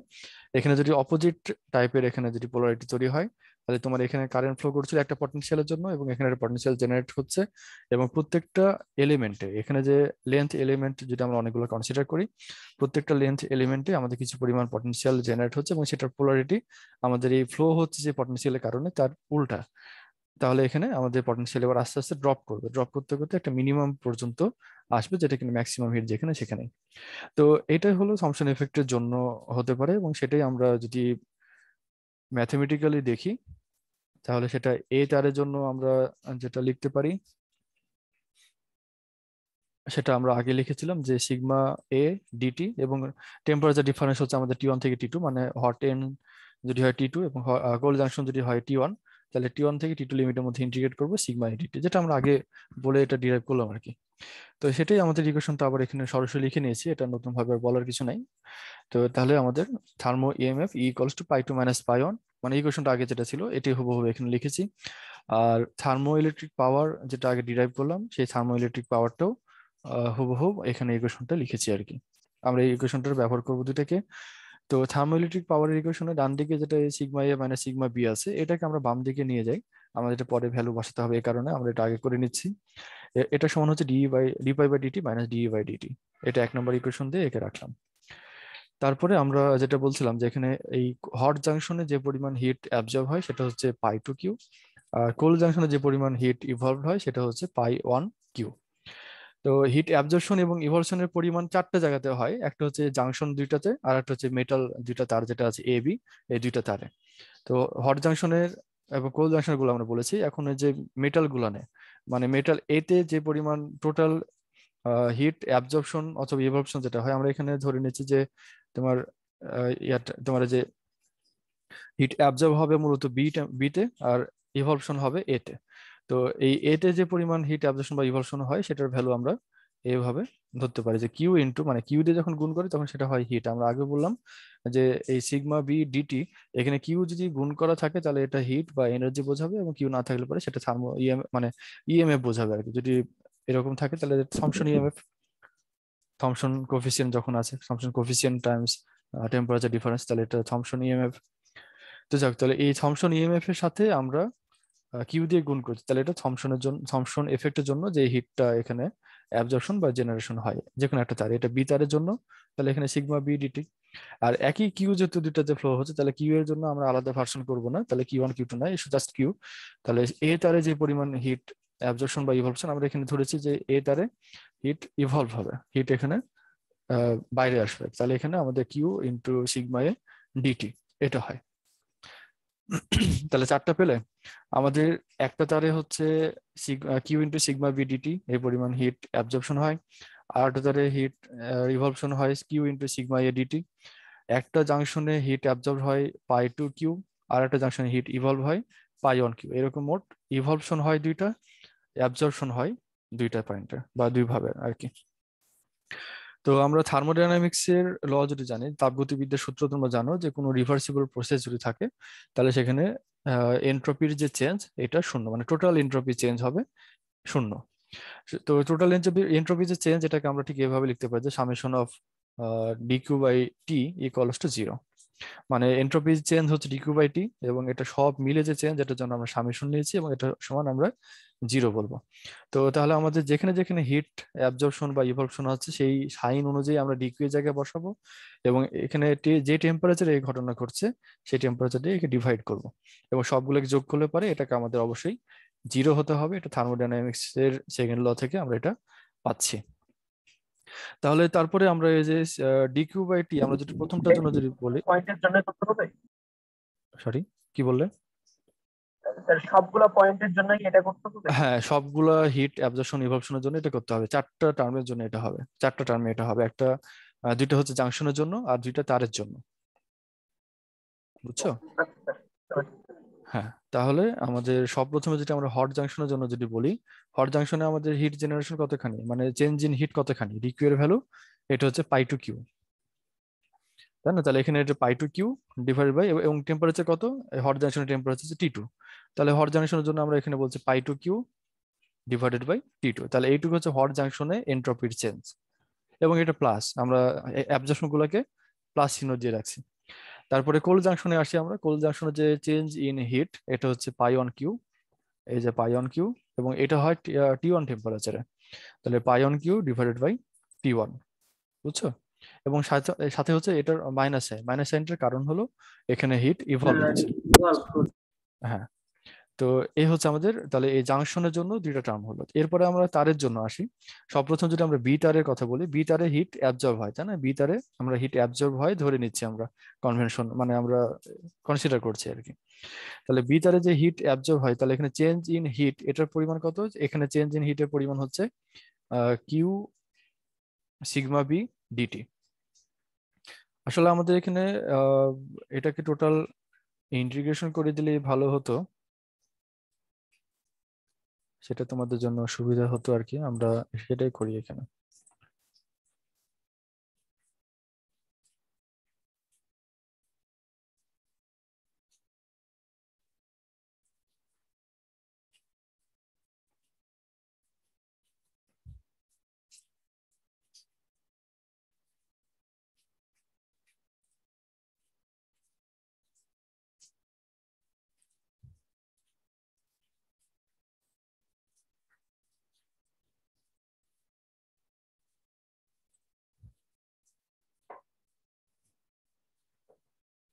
দেখ, এখন হয়তো তোমাদের কাছে একটু ক্লিয়ার হবে আর একটু।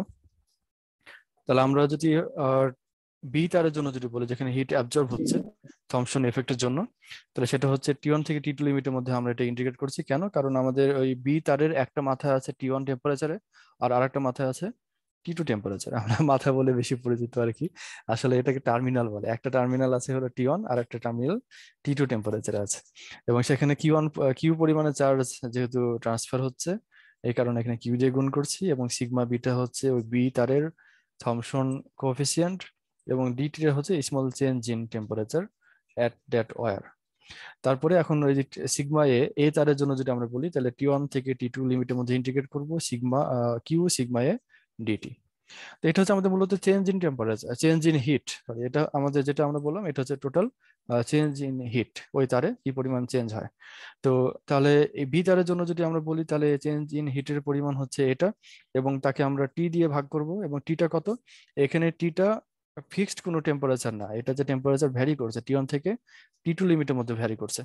তো যদি কোনো সময় এরকম হয়, থার্মোডাইনামিক্স এর এই এন্ট্রপির ইকুয়েশন ব্যবহার করার সময় তোমরা আগে পড়েছো ইন্টারমিডিয়েটে, যে যেখানে টেম্পারেচার ভ্যারি করে সেই জায়গাতে আমরা এটাকে কোনো এরকম T1 T2 স্পেসিফিক কোনো টেম্পারেচার আমরা বলি না, এটাকে আমরা ইন্টিগ্র্যান্ডের মধ্যে নিয়ে নিই এবং এটাকে ওই টেম্পারেচার রেসপেক্টে এটাকে ইন্টিগ্রেশন করা হয়, তাহলে টোটাল ইফেক্ট এর মধ্যে চলে আসে। তো সেই কাজটা এখানে করা হয়েছে, এখানে সিগমা বি মানে কিউ সিগমা বি বাই টি এটা করা আছে, কিউ সিগমা বি বাই টি। আমরা কিউটাকে ভিতরেই রাখি, তাহলে তোমাদের আর একটু ক্লিয়ার হবে। Q sigma B by T into DT.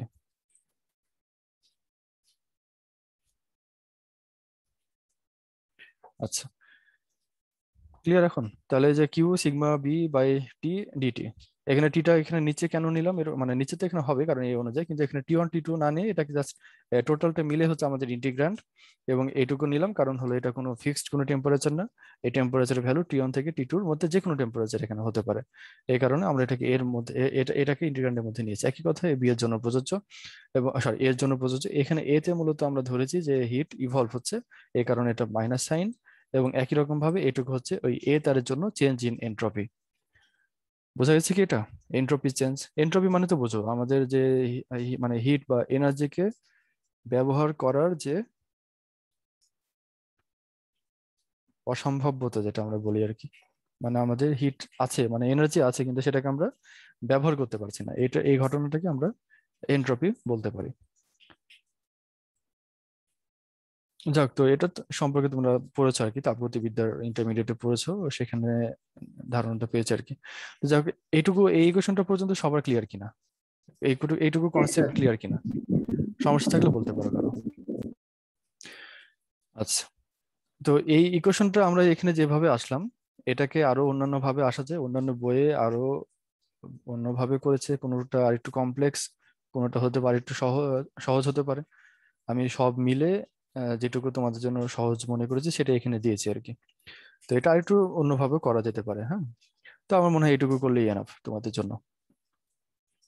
তো যাই হোক, আমরা তাহলে এই যে এই ইকুয়েশনটা আরেকটু খেয়াল করি, এখানে সবার সাথে কিউ আছে কমন, আমরা কিউটাকে কমন নিয়েছি এখানে, তাহলে কিউ কমন নিলে ভিতরে কিউ ছাড়া বাকি যাটুকু থাকে সবই এখানে রাখা হয়েছে, এবং কিউটাকে সমান মানে হয় এটাতে কিউ ইকুয়ালস টু 0, অথবা এই ব্র্যাকেটের মধ্যে যা আছে সেটা সমান 0।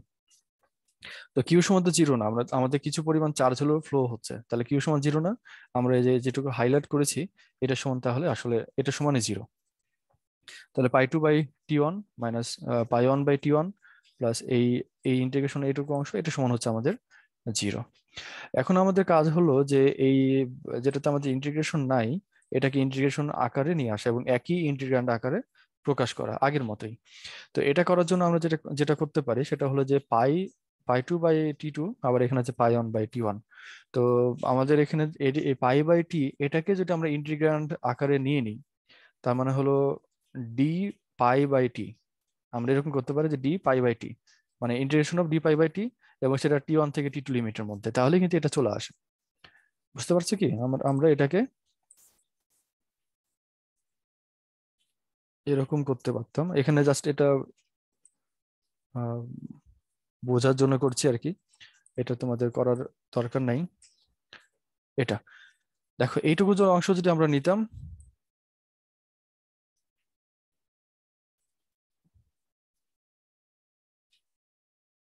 তাহলে কিন্তু এটা চলে আসে।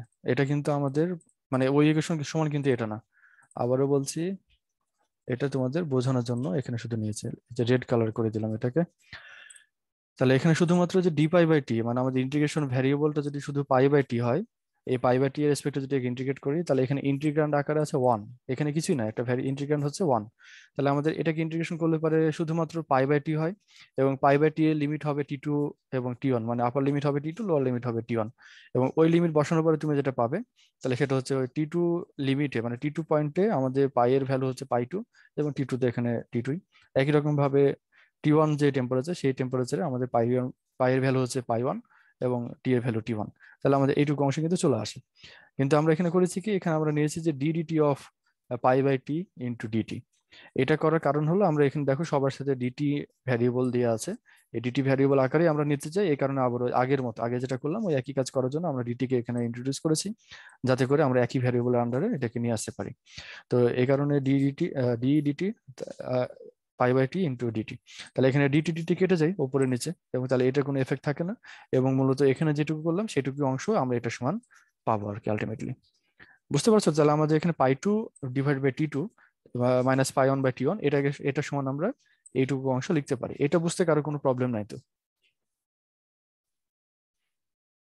আছে প্রবলেম আছে? না স্যার।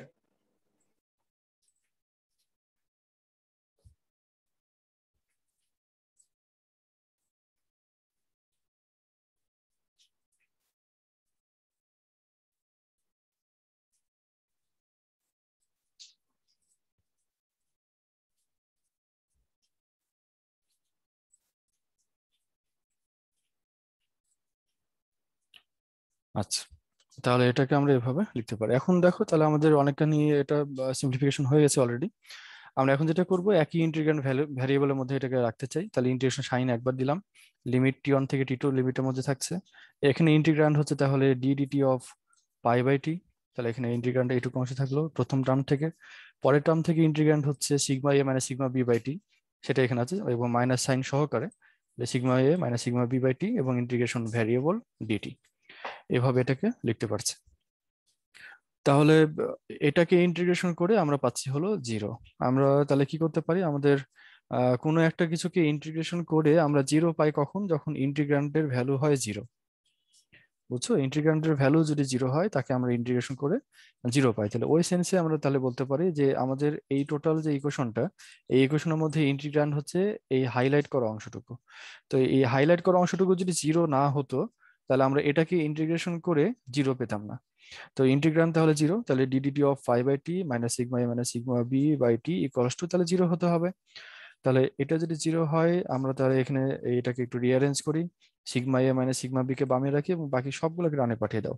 তাহলে DDT of pi by T into T, এর নিচে টি ছিল, এটা গুণ করে এ পাশে চলে আসলো। তো এটা একটা ইকুয়েশন, এটা আমরা 2 নম্বর ইকুয়েশন অনুযায়ী এটাকে রাখি, এটাকে আমরা পরে ব্যবহার করব। আর একে আরেকটু কাজ করা যায়, সেটা হলো যে এই DDT of pi by T, মানে পাই বাই টি কে ডিফারেন্সিয়েশন এটাকে ইউ বাই ভি এই আকারে নিতে পারো, অথবা ইউভি ফর্মুলা আছে, ইউভি ফর্মুলা আমরা এখানে নিয়েছি আর কি। পাইটা হচ্ছে ইউ আর 1 বাই টি হচ্ছে V, UV DDT of UV এই ফর্মুলায় আমরা নিয়েছি। তাহলে এটাকে যদি ইন্টিগ্রেশন করো, তাহলে সব প্রথমে যদি আমরা 1 বাই টি কে রাখি, যদি পাইকে ইন্টিগ্রেশন বলতে পারবো, এটা ভুল বললাম, এটা ডিফারেন্সিয়েশনের কথা বলছি, যে ডিডিটি অফ পাই বাই টি, তাহলে একে আমরা ইউভি ফর্মুলা অনুযায়ী ডিফারেন্সিয়েট করব। তাহলে সব প্রথমে 1 বাই টি কে বাইরে রাখো, পাইকে তুমি ডিফারেন্সিয়েট করো, তাহলে 1 by T D pi by DT minus, এবার পাইকে তুমি বাইরে রাখো ডিফারেন্সিয়েশনের, তাহলে 1 বাই টি এর ডিফারেন্সিয়েশন মানে ডিডিটি টেম্পারেচার রেসপেক্টে, তাহলে এখানে 1 বাই টি স্কোয়ার হয়। তাহলে pi into 1 by T square. বুঝতে পারছো? আমার এখানে নেটওয়ার্ক আনস্টেবল দেখাচ্ছে বারবারই, জানি না তোমরা শুনতে পাচ্ছ কিনা। শোনা গেছে কি এটুকু? বোঝা গেছে? জি স্যার। আচ্ছা, তাহলে এটাকে এবার টি যেটা বাইরে ছিল ওই বাইরে টিটা দিয়ে আমরা যেটাকে মাল্টিপ্লাই করে দিই, তাহলে 1 বাই টি এটা তাহলে চলে যাচ্ছে, শুধু এখানে ডি পাই বাই টি থাকছে। আর এই পরের টার্মটা থেকে পাই বাই টি স্কোয়ার ছিল, এখানে শুধু পাই বাই টি এই অংশ থাকে।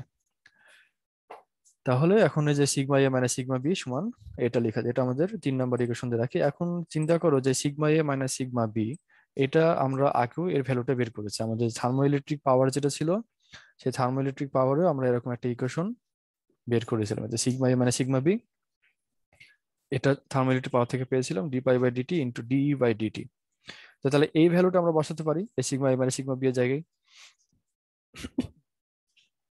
তো সেই ভ্যালুটা যদি আমরা এখানে বসিয়ে দিই, তাহলে এই সিগমা এ মানে সিগমা বি এর জায়গায় তাহলে এখানে থার্মাল ইলেকট্রিক পাওয়ার থেকে ওই ভ্যালুটা এখানে বসেছি, D pi by DT into DE by DT. তো এটা ডান দিকেও এটা যাচ্ছিল একই রকম থেকে গেছে। এখন এই ডানে এবং বামে খেয়াল করো ডি পাই বাই ডিটি, এখনো ডি পাই বাই ডিটি আছে, তাহলে এটা কেটে যায়, মাইনাস চিহ্নটাও কেটে যায় এবং ফাইনালি থাকে D by DT equals to pi by T. তো সেখান থেকে আমরা যদি পাইকে ক্যালকুলেট করি তাহলে আমাদের pi equals to T dE by DT. এটা হচ্ছে আমাদের এইটুকুর যে যা বললাম এটার সব থেকে পপুলার একটা ডেরিভেশন বলতে পারো আর কি, মানে কোশ্চেন থাকলে পারে এগুলো বেশিরভাগই থাকে। তো এখানে এই ইটাকে তুমি এরকমও রাখতে পারো, অথবা কোনো কোনো ক্ষেত্রে এটাকে আবার এই ক্যাপিটাল ই এইভাবেও লিখে। আমরা যেটাই লিখি দুটি একই। তুমি যদি ক্যাপিটাল ই দেখো কোশ্চেনে যে ক্যাপিটাল ই আছে, তাহলে এটাকে তুমি টোটাল ইএমএফ যেখানে যেখানে ছিল সবগুলো ই কে ক্যাপিটাল ই লিখবে। আর কোশ্চেনে যদি দেখো যে স্মল ই আছে, তাহলে স্মল ই এখন যেটুকু পড়ালাম এভাবে রাখবে। তো এটা এক এক বইয়ে এক এক রকম ভাবে লিখে, তো কোনোটা স্মল ই লিখে কোনোটা ক্যাপিটাল ই লিখে। তো তোমরা কোশ্চেনে যেটা দেখবে সেই অনুযায়ী তুমি এটাকে চেঞ্জ করে নেবে। পারবে তো এটা সবাই, তাই না? ক্যাপিটাল আর স্মল এর পার্থক্য। আর তারপরে আমরা আরেকটা কাজ করতে পারি, সেটা হলো যে পায়ের যে ভ্যালু, এই যে পায়ের যে ভ্যালুটা এখানে পেলাম pi equals to T dE by dT, এই ভ্যালুটা যদি আমরা 2 নাম্বার ইকুয়েশন যেটা আমরা একটু আগে ওখানে বসে আসলাম আর কি, সিগমা এ মানে সিগমা বি, এখানে যদি পায়ের ভ্যালু বসাই, এখানে পাই ছিল কোথায়, এই যে ডিফারেন্সিয়েশনের এই ব্র্যাকেটের মধ্যে আর কি, যাকে আমরা ডিফারেন্সিয়েট করছি। এই পায়ের ভ্যালুটা যদি আমরা এটা বসাই তাহলে কি হয়, সিগমা এ মানে sigma B equals to T DDT, এটা তো ছিলই আমাদের এখানে T DD T into DDT into এটা। হ্যাঁ, তাহলে এখানে এই টি এবং এখানে যে পায়ের ভ্যালুতে যে টিটা ছিল এই টিটা কেটে যায়, শুধু এখানে থাকে ডি বাই ডিটি। তাহলে ডাবল ডেরিভেটিভ হচ্ছে এবং সেটা হচ্ছে D square E by DT square. তো তাহলে এখানে থমসন ইএমএফ যেটা টোটাল জেনারেট হয় আর কি, সেটা হচ্ছে স্যার টি লাস্টটুকু ডি স্কোয়ার বুঝতে ই বাই পারিনি ডিটি স্যার, স্কোয়ার। নেটওয়ার্কের জন্য। ও এখানে এই যে পায়ের যে ভ্যালুটা, এই পায়ের ভ্যালুটা আমরা 2 নাম্বার ইকুয়েশনে বসাবো। 2 নাম্বার ইকুয়েশন ছিল এই যে এটা থমসন ইএমএফ। থমসন ইএমএফ এর মানে টোটাল থমসন ইএমএফ এটা সমান টি ডিডিটি অফ পাই বাই টি। এই পায়ের জায়গাতে তুমি এই ভ্যালুটা বসিয়ে দিবে এটা। তাহলে এখানে পাই বাই টি ছিল, তাহলে এই টিটা দিয়ে যদি কেটে দাও তাহলে এখানে শুধু থাকে হলো ডিই বাই ডিটি, ডিফারেন্সিয়েশনের মধ্যে ডিই বাই ডিটি, সেটা এখানে লিখেছে যে T into d dT of dE by dT. বুঝছো, এটা হচ্ছে আমাদের পায়ের ভ্যালু ছিল, আর এই টিটা তো বাইরে আছে। তো এখন তাহলে যেটা হবে ডাবল ডেরিভেটিভ, তাহলে এটাকে তুমি D square E by DT square এইভাবে এটাকে লিখতে পারো। এবং একই কথা প্রযোজ্য, যদি আমাদের এখানে স্মল ই না থাকে ক্যাপিটাল ই থাকে, তাহলে এখানে ক্যাপিটাল ই বসাবে। ক্লিয়ার?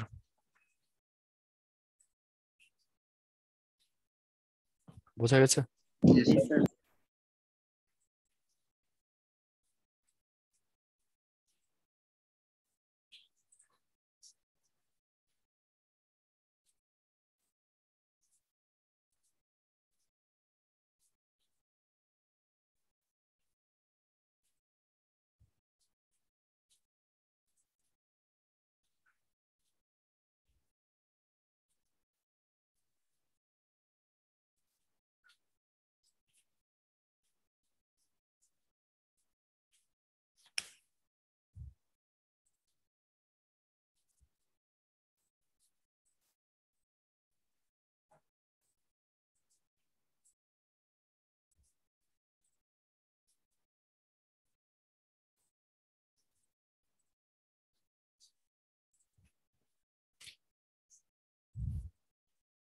তাহলে আমরা এটাতে 2টা ভার্সনই রাখলাম যাতে তোমাদের মনে থাকে। এটা হয়তো পড়ার সময় ওভাবে খেয়াল না করলে কোশ্চেনে দেখে আবার হয়তো ঘাবড়ে যেতে পারো। এটা তাহলে এভাবে থাকলো। এখন এই চ্যাপ্টার আমাদের যা কিছু গুরুত্বপূর্ণ ছিল আশা করি তোমরা বুঝতে পেরেছো, সবই শেষ হয়ে গেছে আমাদের এই চ্যাপ্টারে মোটামুটি। এখন হচ্ছে এই application of thermal electromotive force. এখন এখানে থার্মাল ইলেকট্রোমোটিভ ফোর্স মানে হলো যেখানে তাপের ব্যাপার আছে এবং সেখানে ইলেকট্রোমোটিভ ফোর্স বা ইএমএফ জেনারেট হয়, এরকম ব্যাপার। এখানে থার্মো ইলেকট্রিসিটি যে হবে শুধুমাত্র তা না, মানে এখানে একটা যে থার্মোকাপল থাকবে এবং সেখানে হিট জেনারেশন হবে, এটাই শুধু বোঝায় না, এটা আরো কিছু মিন করে। যদি থার্মাল ইলেকট্রোমোটিভ ফোর্স বলি তাহলে সেটা থার্মোকাপলে যে থার্মো ইএমএফ জেনারেট হয় সেটা তো হয় এটাও, আবার পাইরো ইলেকট্রিসিটিও হয়, আবার পিজো ইলেকট্রিসিটিও মিন করে। তো এই কারণে এটাকে এখানে রেখেছি আর কি। তো থার্মাল ইলেকট্রোমোটিভ ফোর্সের মধ্যে যে থার্মো ইএমএফ যেটা, এটার অ্যাপ্লিকেশন হচ্ছে আমরা একে থার্মোমিটার হিসেবে ব্যবহার করতে পারি। আর এটা তোমাদের গত ক্লাসেও সম্ভবত মানে গত কয়েকটা ক্লাস আগে আর কি মনে হয় বলেছিলাম যে একটা থার্মোকাপলকে আমরা একটা সফিস্টিকেটেড হাই টেম্পারেচার থার্মোকাপল হিসাবে এটাকে ব্যবহার করতে পারি, এবং সেটা ইনস্ট্যান্টেনিয়াস, মানে তুমি টেম্পারেচার যেখানে দেখতে চাও সেটাতে ইনসার্ট করার সাথে সাথে টেম্পারেচার তোমাকে শো করবে। তো এটার জন্য আমরা প্রথমে ক্যালিব্রেশন করি একটা জানা থার্মোকাপল বা একটা জানা থার্মোমিটারের সাহায্যে এটাকে প্রথমে দাগাঙ্কন করি, যে একটা কার্ভ পাই। এই যে কার্ভটা হচ্ছে ঠিক এরকম ধরনের কার্ভ যেটা আমরা আগে দেখালাম তোমাদের। এই যে এরকম ধরনের একটা কার্ভ হবে, মানে যে কোনো থার্মোকাপলের জন্য এরকম একটা কার্ভ তুমি ড্র করতে পারো। তো এই টেম্পারেচার ডিফারেন্সের জন্য এত ইএমএফ, এই টেম্পারেচার ডিফারেন্সের জন্য এত ইএমএফ, এভাবে করে একটা থার্মো ইএমএফ এর একটা এরকম কার্ভ আঁকানো যায়। তারপরে তুমি যেটা মেজার করবে ওই থার্মোকাপলটা দিয়ে এবার ইএমএফ কে মেজার করবে, এত ইএমএফ এর জন্য তাহলে টেম্পারেচার কত, উল্টা। এখন বুঝছো? তাহলে এখন যদি এরকম করি যে তোমার কাছে হয়তো 15 মিলিভোল্ট তুমি ইএমএফ পাচ্ছ কোনো একটা জায়গাতে, তাহলে 15 মিলিভোল্টের জন্য হতে পারে তোমার এরকম পজিশন, এবং 15 মিলিভোল্টের জন্য তোমার তাহলে টেম্পারেচার এটা। আর যদি এরকম হয় স্যার, যে এই কথাগুলো বোঝা গেল না। আর বোঝা যায়নি। বোঝা যায় না, আচ্ছা আবারও বলছি, আমরা থার্মো ইএমএফ কোথায় ব্যবহার করতে পারি? আমরা প্রথম কথা হলো যে থার্মোকাপলকে একটা টেম্পারেচার থার্মোমিটার হিসেবে ব্যবহার করতে পারি, এবং এই থার্মোমিটার হিসেবে ব্যবহার করার জন্য আমরা সব প্রথমে ক্যালিব্রেশন করব। ক্যালিব্রেশন করার মানে হলো আমরা যেটা বলেছিলাম যে একটা স্কেল আছে যেটা তোমার কনভেনশনাল বা স্ট্যান্ডার্ড একটা স্কেল, এবং সেই স্ট্যান্ডার্ড স্কেলের সাপেক্ষে তুমি আর একটা নতুন স্কেল তুমি বানাতে চাও, যে স্কেলটা দিয়ে পরবর্তী মেজারমেন্ট গুলো করতে পারবে। এই যে মানে প্রক্রিয়া একটার সাথে আরেকটা তুলনা করে নতুন একটা স্কেল তৈরি করা, যাতে করে পরবর্তী মেজারমেন্ট গুলো করা যায়, সেই প্রক্রিয়াটাকে আমরা বলি ক্যালিব্রেশন। হ্যাঁ, একজন বলছে ক্যামেরা অফ করে দিলে ডাটা কম ইউজ হবে। ওকে, ক্যামেরা অফ করে দিলাম। আচ্ছা, তাহলে এই হচ্ছে আমাদের থার্মাল যেটা বলছিলাম ক্যালিব্রেশনের কথা। তাহলে এখানে ক্যালিব্রেশন কার্ভকে আমরা বলি, এরকম ধরনের যে কার্ভ গুলো তাদেরকে আমরা ক্যালিব্রেশন কার্ভ বলি। এটার জন্য সবপ্রথমে করা হবে কি, আমরা টেম্পারেচার মনে করো টেম্পারেচার ডিফারেন্স আমরা জানি, এবং সেই টেম্পারেচার ডিফারেন্সে কত ইএমএফ জেনারেট করছে সেটা আমরা এখানে প্লট করব। মানে কোনো একটা থার্মোকাপলকে তুমি সবপ্রথমে এটাকে একটা জাংশনকে হয় রুম টেম্পারেচার অথবা 0 ডিগ্রি সেন্টিগ্রেডে রাখলে, এবং তার রেসপেক্টে আস্তে আস্তে টেম্পারেচার বাড়ানো শুরু করলে, প্রথমে 1 ডিগ্রিতে কত, 2 ডিগ্রি টেম্পারেচার ডিফারেন্সে কত, এরকম ভাবে যদি আস্তে আস্তে কত টেম্পারেচারের জন্য কত ইএমএফ হয় এগুলোকে যদি প্লট করো তাহলে ঠিক এরকম ধরনের একটা কার্ভ পাবে, তাই না? তো এই কার্ভটা যখন ড্র হয়ে গেল তার মানে তুমি এটা ক্যালিব্রেশন করে ফেললে, ওই ক্যালিব্রেশনটা তোমার তৈরি হয়ে গেল, ক্যালিব্রেশন কার্ভটা তৈরি হয়ে গেল। এরপরে তুমি ওই ক্যালিব্রেশন কার্ভকে ব্যবহার করে তুমি টেম্পারেচার মেজার করতে পারবে, মানে ওই থার্মোকাপলটা থার্মোমিটার হিসেবে ব্যবহার করতে পারবে। কিভাবে? যে তুমি থার্মোকাপলটাকে তুমি একটা কোনো একটা পয়েন্টে রাখলে সেই পয়েন্টে তোমাকে ওই যদি থার্মো ইএমএফ মেজার করো, হয়তো তোমাকে 15 মিলিভোল্ট এরকম একটা থার্মো ইএমএফ তোমাকে দেখাচ্ছে। তাহলে 15 মিলিভোল্ট ধরো যে এরকম কোনো একটা পজিশনে 15 মিলিভোল্ট হয়, তাহলে 15 মিলিভোল্টের সাথে কারেসপন্ডিং টেম্পারেচার কত, তখন তুমি এই কার্ভ থেকে দেখে এটা বলে দিতে পারবে তখন টেম্পারেচার হচ্ছে এত। আর যদি এমন হয় যে এটাও 15 মিলিভোল্ট হয় আবার এই পয়েন্টও 15 মিলিভোল্ট হয়, কিন্তু এটা তোমার টেম্পারেচার মানে প্রথম 15 মিলিভোল্ট অলরেডি একবার পার করে গেছে, তুমি টেম্পারেচার বাড়াচ্ছ এরকম ভাবে 5, 10, 15 এরকম করতে করতে এখানে হয়তো বা 50 পর্যন্ত গেছে, তারপর আবার এরকম 45, 40, 30 করে আবারও এখানে 15 মিলিভোল্টে এসেছে। তো যদি এরকম হয় যে অলরেডি এটা 15 মিলিভোল্ট পার করে আবারও 15 মিলিভোল্ট আসছে, তাহলে তুমি এবার টেম্পারেচার নেবে পরেরটা, কারণ এটা এই নিউট্রাল টেম্পারেচার অলরেডি পার করে গেছে, এই কারণে আমরা পরের টেম্পারেচারটা নিব। বুঝছো? এভাবে আমরা এটা থার্মোমিটার হিসেবে ব্যবহার করতে পারি। ক্লিয়ার?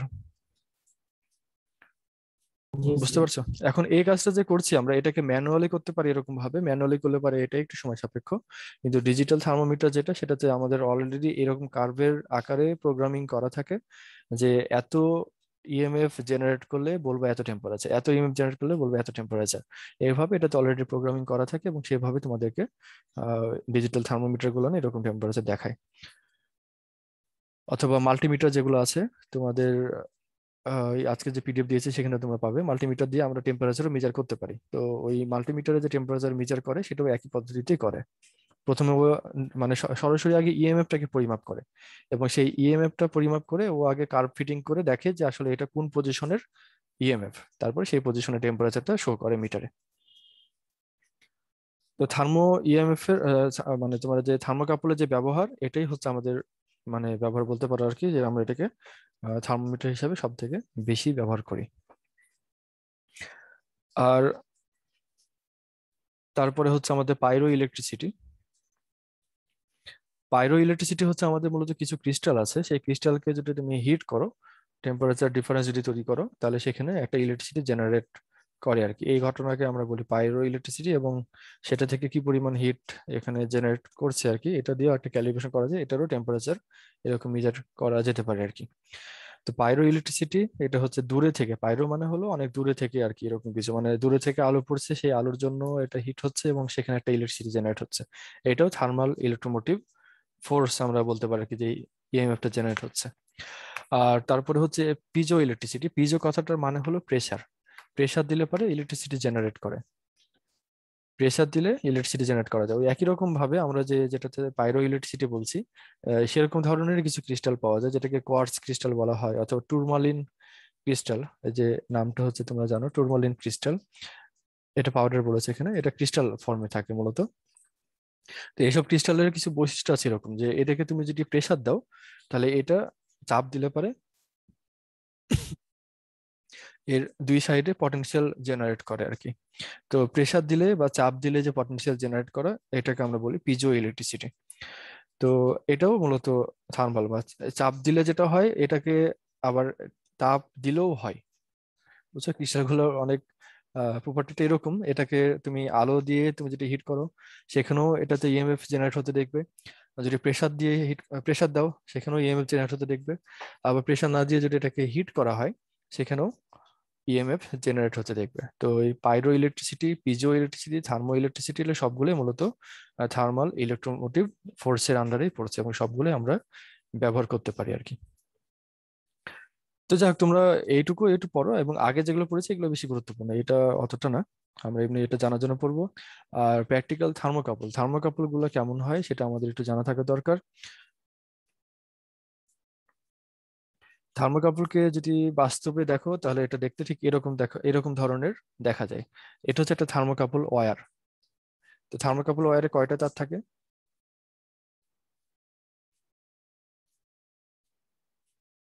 একটা থার্মোকাপল ওয়্যারে কয়টা তার থাকে? দুইটা। দুইটা। এখানে কয়টা আছে?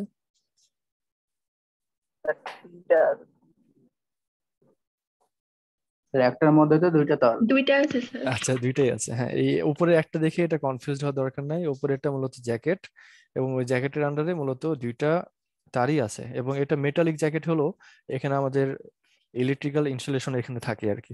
এই যে দুইটা তার এখানে দেখছি তো আলাদা আলাদা, এই যে নীল কালারের এবং একটা সবুজ কালারের একটা কাভার দেওয়া আছে, এটা প্রত্যেকটাই আলাদা আলাদা ম্যাটেরিয়ালে তৈরি। মানে আলাদা ম্যাটেরিয়াল মানে হলো অ্যালয়ের কম্পোজিশন আলাদা হতে পারে, অথবা সম্পূর্ণ ম্যাটেরিয়ালটাই আলাদা হতে পারে, যেটা আগে বলেছিলাম। তো এইভাবে নিয়ে আমরা একটা দুইটা দুইটা চার এরকম ভাবে ফর্ম করা হয়, এবং তাকে আমরা একদম শেষ মাথা, যেখানে আমরা এটাকে থার্মোকাপলের হট এন্ড যেটা আমরা বলি, বা প্রোব যেটা আমরা বলি, যেখানে আমরা টেম্পারেচার মেজার করব, সেই পয়েন্টে নিয়ে যে এটাকে ফিউজ করা যায়। ফিউজ করা মানে হলো একসাথে যুক্ত করা থাকে, এবং যেখানে যুক্ত করেছি আমরা সেই এন্ডটাকে আমরা হট এন্ড বানাই বা হট জাংশন বানাই, এবং যেটাতে এরকম মুক্তভাবে আছে যেটা, এটাতে আমরা মেজার করব টেম্পারেচার, মানে থার্মো ইএমএফ এটাতে মেজার করব, এবং এটাকে আমরা রুম টেম্পারেচারে, মানে মেজার যখন করছি তার মানে এটা অবশ্যই রুম টেম্পারেচারে থাকছে, তাহলে এটা রুম টেম্পারেচার, এবং এটা আমাদের হাই টেম্পারেচার, যেটা আমরা টেম্পারেচার মেজার করতে চাই, সেটা সেই পজিশনে এটা, তাহলে এটা হট জাংশন, এবং এটাতে যখন আমরা কানেক্ট করছি সেটা কোল্ড জাংশন। তো এইভাবে মূলত থার্মোকাপল যতগুলো ভ্যারিয়েন্ট হতে পারে, এখানে যেগুলো দেখেছিলাম K type, G type, T type, এগুলো সবগুলোই একই রকম পদ্ধতিতে মানে কাজ করে থাকে আর কি, এবং একই রকম ফরম্যাটে এরকম ভাবে তৈরি করা যায়। এবং এগুলো তোমরা দেখবে ফার্নেসে দেখবে, ওভেনে দেখবে, আর তাছাড়া বাসা বাড়িতে দেখার মতো ঘড়িতে দেখতে পারো, ডিজিটাল ঘড়ি যদি থাকে বাসায় সেটাতে এরকম দেখতে পারো। এবং এখানে আরেকটা ব্যাপার আছে, ডিজিটাল ঘড়ি যদি হয় সেখানে থার্মোকাপলের থেকে আরেকটা জিনিস ব্যবহার করে, যেটাকে আমরা হিট সেন্সর বলি, ওটাতে আবার এসিতে রেজিস্টার। থাকে। হ্যাঁ, এসিতেও থাকে, এসিতেও থাকে। মানে আমাদের যেখানে টেম্পারেচার চেঞ্জ করার বিষয় আছে সেগুলো নিয়ে এটা থাকে আর কি। এবং এখানে যে বিষয় হলো, যদি এটা খুবই সফিস্টিকেটেড টেম্পারেচার ডিপেন্ড করার মানে ডিটেক্ট করার প্রয়োজন হয়, সেক্ষেত্রে এই থার্মোকাপলের থেকে আরো সেনসিটিভ ইয়া আছে আর কি। সেটা হচ্ছে আমাদের হিট সেন্সর, যেটা তোমার রেজিস্টিভ টাইপের, মানে টেম্পারেচারের সাথে সাথে এটা রেজিস্ট্যান্স চেঞ্জ হয়। তো এই থার্মো ইএমএফ মেজার করার থেকে এই রেজিস্ট্যান্স মেজার করাটা বেশি সহজ, এই কারণে যেটাতে খুবই মানে অল্প টেম্পারেচার ভ্যারিয়েশন হয় এবং টেম্পারেচারটা খুবই সফিস্টিকেটেডলি এটা মেজার করা দরকার হয়, খুবই অ্যাকুরেটলি মেজার করা দরকার হয়। তখন এই থার্মোকাপলের থেকে হিট সেন্সরগুলো বেশি ইউজ করা হয়। এবং ওই এসি কথা যেটা বললে, অথবা এই ঘড়িতে যেটা আমরা বলছিলাম, এটাতে আমরা মূলত এই হিট সেন্সর ব্যবহার করি থার্মোকাপল ইউজ না করে। তো থার্মোকাপল ইউজ করেও করা যায় একই কাজ, অনেকগুলো জিনিস যে আমরা করতে পারি। কিন্তু ওই হিট সেন্সর গুলো আবার এটা লো টেম্পারেচারে কাজ করে, হাই টেম্পারেচার গেলে কিন্তু আবার সেটা কাজ করে না। ওটা সাধারণত 100 ডিগ্রি 150 ডিগ্রি এরকম টেম্পারেচারের মধ্যে থাকে, মানে এর হিট রেঞ্জ আর কি। ডিজিটাল কাজ করে। হ্যাঁ বলো। ডিজিটাল ঘড়িতে কি কাজ করে এটা? ডিজিটাল ঘড়িতে তোমার যে ইয়াটা, ওই যে হিট সেন্সর, টেম্পারেচার সেন্সর, এবং সেটাতে রেজিস্টিভ টাইপের, মানে ওটা রেজিস্ট্যান্স চেঞ্জ হয় যদি টেম্পারেচার চেঞ্জ হয় তাহলে। ওটাকে ওটাকে এই ধরনের মানে রেজিস্ট্যান্স চেঞ্জ হয় যে ধরনের ইয়াতে সেন্সরে, এটাকে বলে থার্মিস্টর। থার্মিস্টর বলে এটাকে। তো সেটা তোমাদের এখানকার বিষয় না, আমরা এই থার্মোকাপল পর্যন্তই মোটামুটি পড়বো আর কি। তো এগুলো রাইস নিয়ে কুকারে মেবি থার্মিস্টর লাগানো আছে। কি বললে রাইস কুকারের মধ্যে? শুনতে পাইনি তোমার কথা। থার্মিস্টর লাগানো আছে মনে হয়, আমি হ্যাঁ, থার্মিস্টর দেখছিলাম। থাকে এবং রাইস কুকারের কাজটা একটু ভিন্ন। সেখানে আমরা যেটা ব্যবহার করি সেটা হচ্ছে তোমার আহ,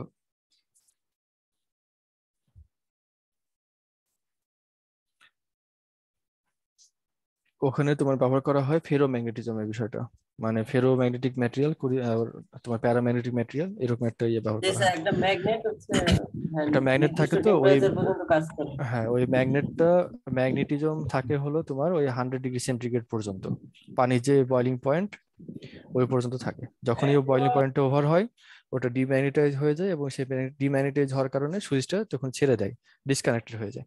যতক্ষণ পর্যন্ত 100 ডিগ্রি না পৌঁছাচ্ছে ততক্ষণ পর্যন্ত ওটা কানেক্টেড থাকে। এভাবে সাধারণত কাজ করে। আরো অন্যান্য মেকানিজমও হতে পারে, মানে এই রাইস কুকারে যেটা কথা বলছো সেটা শুধু এই ম্যাগনেটিজমের উপর ভিত্তি করে না, এটা থার্মিস্টর দিয়েও করা যেতে পারে, অথবা এরকম হিট সেন্সর ফিউজ কিছু পাওয়া যায় সেটা দিয়েও করা যেতে পারে। তো যাক, সেটা আলাদা বিষয় আর কি। তো তোমাদের এই চ্যাপ্টার শেষ হলো। এটা তোমাদের পড়ানো হচ্ছে মেইনলি, এটা হক রফিকুল্লাহ যে বই আছে concept of electricity and magnetism, সেটাতে পাবে, রেসনিকে পাবে, অথবা মুরুগেশনও এটা পাবে আর কি। আর ইন্টারনেট তো আছে আর কি সেক্ষেত্রে। তো তোমাদের আর কোনো কোশ্চেন থাকলে বলতে পারো, অথবা আমাদের অফিসিয়ালি ফর্মালি ক্লাস আজকে শেষ হলো তোমাদের ফার্স্ট স্যার ইয়ারের সাথে। আমরা পরীক্ষার জন্য কোনগুলো বেশি করবো? যেগুলো যেগুলো পড়িয়েছে এগুলো এগুলো বেশি পড়বে। হ্যাঁ, স্যার মেলা পড়াইছেন তো? মেলা খুব বেশি পড়ায়নি, এটা এটা 13 পেজের একটা আর কি। তোমরা চিন্তা করো স্যার ইন্টারমিডিয়েটে যখন ছিলে তখন ওই যে 250 300 600 করে পেজ এরকম মোটামুটি বই পড়ে শেষ করে ফেলতে একটা পরীক্ষার জন্য, তাই না? বই পড়তাম না তো। হ্যাঁ, আচ্ছা। বাংলা তো বাংলা আর ইংরেজির মধ্যে পার্থক্য নাই তোমার এখানে।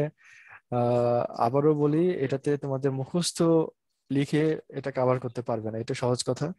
মানে একদম লাইন বাই লাইন, এটার এই ওয়ার্ডের পরে এই ওয়ার্ড আছে, এই লাইনের পরে এই লাইন আছে, এভাবে তুমি যদি মুখস্থ করতে যাও এটা খুবই টাফ হবে। হয়তো পারবে, অনেকে মেমোরাইজিং পাওয়ার অনেক বেশি থাকে, অনেকে পারবে হয়তো, কিন্তু এটা খুবই টাফ। তোমাদেরকে যেটা বলবো যে তোমরা মুখস্থ করবে না, সবকিছু বুঝবে, যেটা বুঝবে সেটাই তুমি তোমার মতো করে লিখবে, বুঝছো? যেটা তুমি নিজে বুঝো স্যার শুধু সেটাই লিখবে। ইংরেজিতে জাস্ট ট্রান্সলেট তো তোমরা করতেই পারো, এটা ইংরেজি নিয়ে ঘাবড়ানোর কিছু নেই। বাংলা মিডিয়ামে এতদিন পড়েছো, এখন ইংরেজি মিডিয়াম, এটাতে ঘাবড়ানোর কিছু নেই। জাস্ট ট্রান্সলেশন যেটা যেভাবে করতে আর কি, ওটাই তুমি মনে করো বাংলায় মনে করছো আর হাতে লিখছো হলো ওটাকে ট্রান্সলেট করে ইংরেজিতে, এইটুকুই। দেখবে একদম ইজি, ঘাবড়ানোর কিছু নেই। তোমাদের আগেও অনেক ব্যাচ আসছে, তারা সবাই এরকম বাংলা থেকে ইংরেজিতে আসছে এবং তারাও খুব ভালোভাবে এটা পার করে গেছে। তো এখানে তোমরা না পারার কিছু না। হ্যাঁ, খুবই সহজ। হ্যাঁ, কি বলছিলে বলো। স্যার অন্যান্য চ্যাপ্টারে যেগুলো স্যার অ্যাপ্লিকেশন করাইছেন মানে উদাহরণগুলা ওগুলো কি আসবে স্যার পরীক্ষায়? হ্যাঁ, আমি যেটা বলছি যে আমি যেটা তোমাদের কোশ্চেন করব, আমি যেটা পড়িয়েছি তার বাইরে আমি কোনো কোশ্চেন করব না। হ্যাঁ, আমি এটা এই নোটে আছে বা আমি যেটা পড়েছি এই সিটের মধ্যে আছে, এর মধ্যে থেকে আমি কোশ্চেন নিয়ে জি নেবো। স্যার, কোনটা স্যার নিবো ওগুলো আমি তো আপনি এখনো পড়াইছেন। হ্যাঁ পড়েছি মানে ওটা গুরুত্বপূর্ণ, তাহলে আছে থাকতে পারে। স্যার অ্যাপ্লিকেশন গুলা কি আমাদের বর্ণনা চাইবে নাকি, যে কোন এটাতে কেমন অ্যাপ্লিকেশনের করি কথা এটা, বলছো? যে কোনো টপিকের উপরে? যেমন স্যার স্যার আপনি মোটরের করাইছেন অনেকগুলো প্রিন্সিপাল, উদাহরণ ট্রান্সফরমার করাইছেন স্যার, প্রিন্সিপাল। এসি কারেন্টও যেরকম করাইছেন, ইন্ডাকশনের ইন্ডাকশনের ক্ষেত্রে করাইছেন। অনেকগুলা করিয়েছেন স্যার, তো এরকম কি কোশ্চেন হতে পারে যে ইন্ডাকশন কুকারে কিভাবে এই প্রসেসটা কাজ করে, ও এরকম না ধরনের? না না, ওরকম অত বেশি ডিপলি তোমাদেরকে বলবো না। তোমাদের এখানে মূলত ডিরাইভেশন থাকতে পারে যে মানে প্রথম মনে করো এরকম ডেফিনেশন থাকতে পারে যে এটা আহ, এই এটা থেকে যদি বলে যে এখানে সিভেক এফেক্ট কিরকম বা প্রেসার ইফেক্ট কি এটা ব্যাখ্যা করো, বা এগুলো নিয়ে বলতে পারে, বা নিউট্রাল টেম্পারেচার কি, টেম্পারেচার অফ ইনভার্সন কি, তাই না?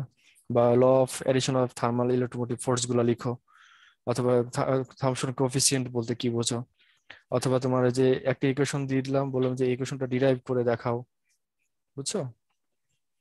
তারপরে একটা ম্যাথ থাকতে পারে যে ইকুয়েশনটা ডিরাইভ করে দেখাও, এবং ওই ইকুয়েশন রিলেটেড একটা ম্যাথ ওর সাথে দিয়ে দেওয়া হতে পারে সিতে, মানে এবিসি সাধারণভাবে প্যাটার্ন এরকম হতে পারে। এতে একটা ছোট কোশ্চেন সাধারণত, বিতে একটা ডিরাইভেশন টাইপের, এবং সিতে ম্যাথ। তো তোমাদের ওই যে আগে তোমরা ইন্টারমিডিয়েটে যেরকম করেছিলে যে কোনো ধরনের ডিরাইভেশন তোমরা পড়তে না, এটা কিন্তু মানে খুব খারাপ আর কি, এই নিয়মটা ভালো না।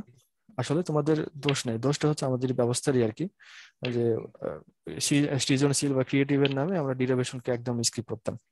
তো সেটা না, আমাদের এখানে তোমার ডিরাইভেশনে বেশি থাকবে, প্রতিপাদন যেটা আমরা বলি সেই প্রতিপাদনই এখানে বেশি থাকবে, ম্যাথ থাকবে অল্প। তো যেটা প্রতিপাদন করছি বা ডিরাইভেশন যেটুকু করছি এগুলো অবশ্যই তোমাদের ভালো মতো পড়তে হবে। এবং শুধু এটা এই কোর্সের জন্য প্রযোজ্য না, এই কথাটা সব কোর্সের জন্য প্রযোজ্য। সব কোর্সে তোমাদের ডিরাইভেশন এটাই বেশি থাকবে আর কি। ক্লিয়ার? স্যার আপনি যে ওই যে মোটর ট্রান্সফারের প্রিন্সিপাল পড়িয়েছিলেন ওগুলা? হ্যাঁ, প্রিন্সিপাল আসতে পারে, এটা তোমাদের সিলেবাসের মধ্যে আছে। আমি তো যে তোমাদের যেটা নোট দিয়েছি আহ, এর মধ্যেই আমি রাখবো, এটা বারবারই বলছি। এমন যদি এরকম বলতে পারে যে এই যে ইন্ডাকশন মোটর, এটার প্রিন্সিপাল কি বা মোটর কিভাবে কাজ করে, এটা তো তোমাদের পড়িয়েছে তাই না? তাহলে এটা আসতে পারে এরকম ভাবে।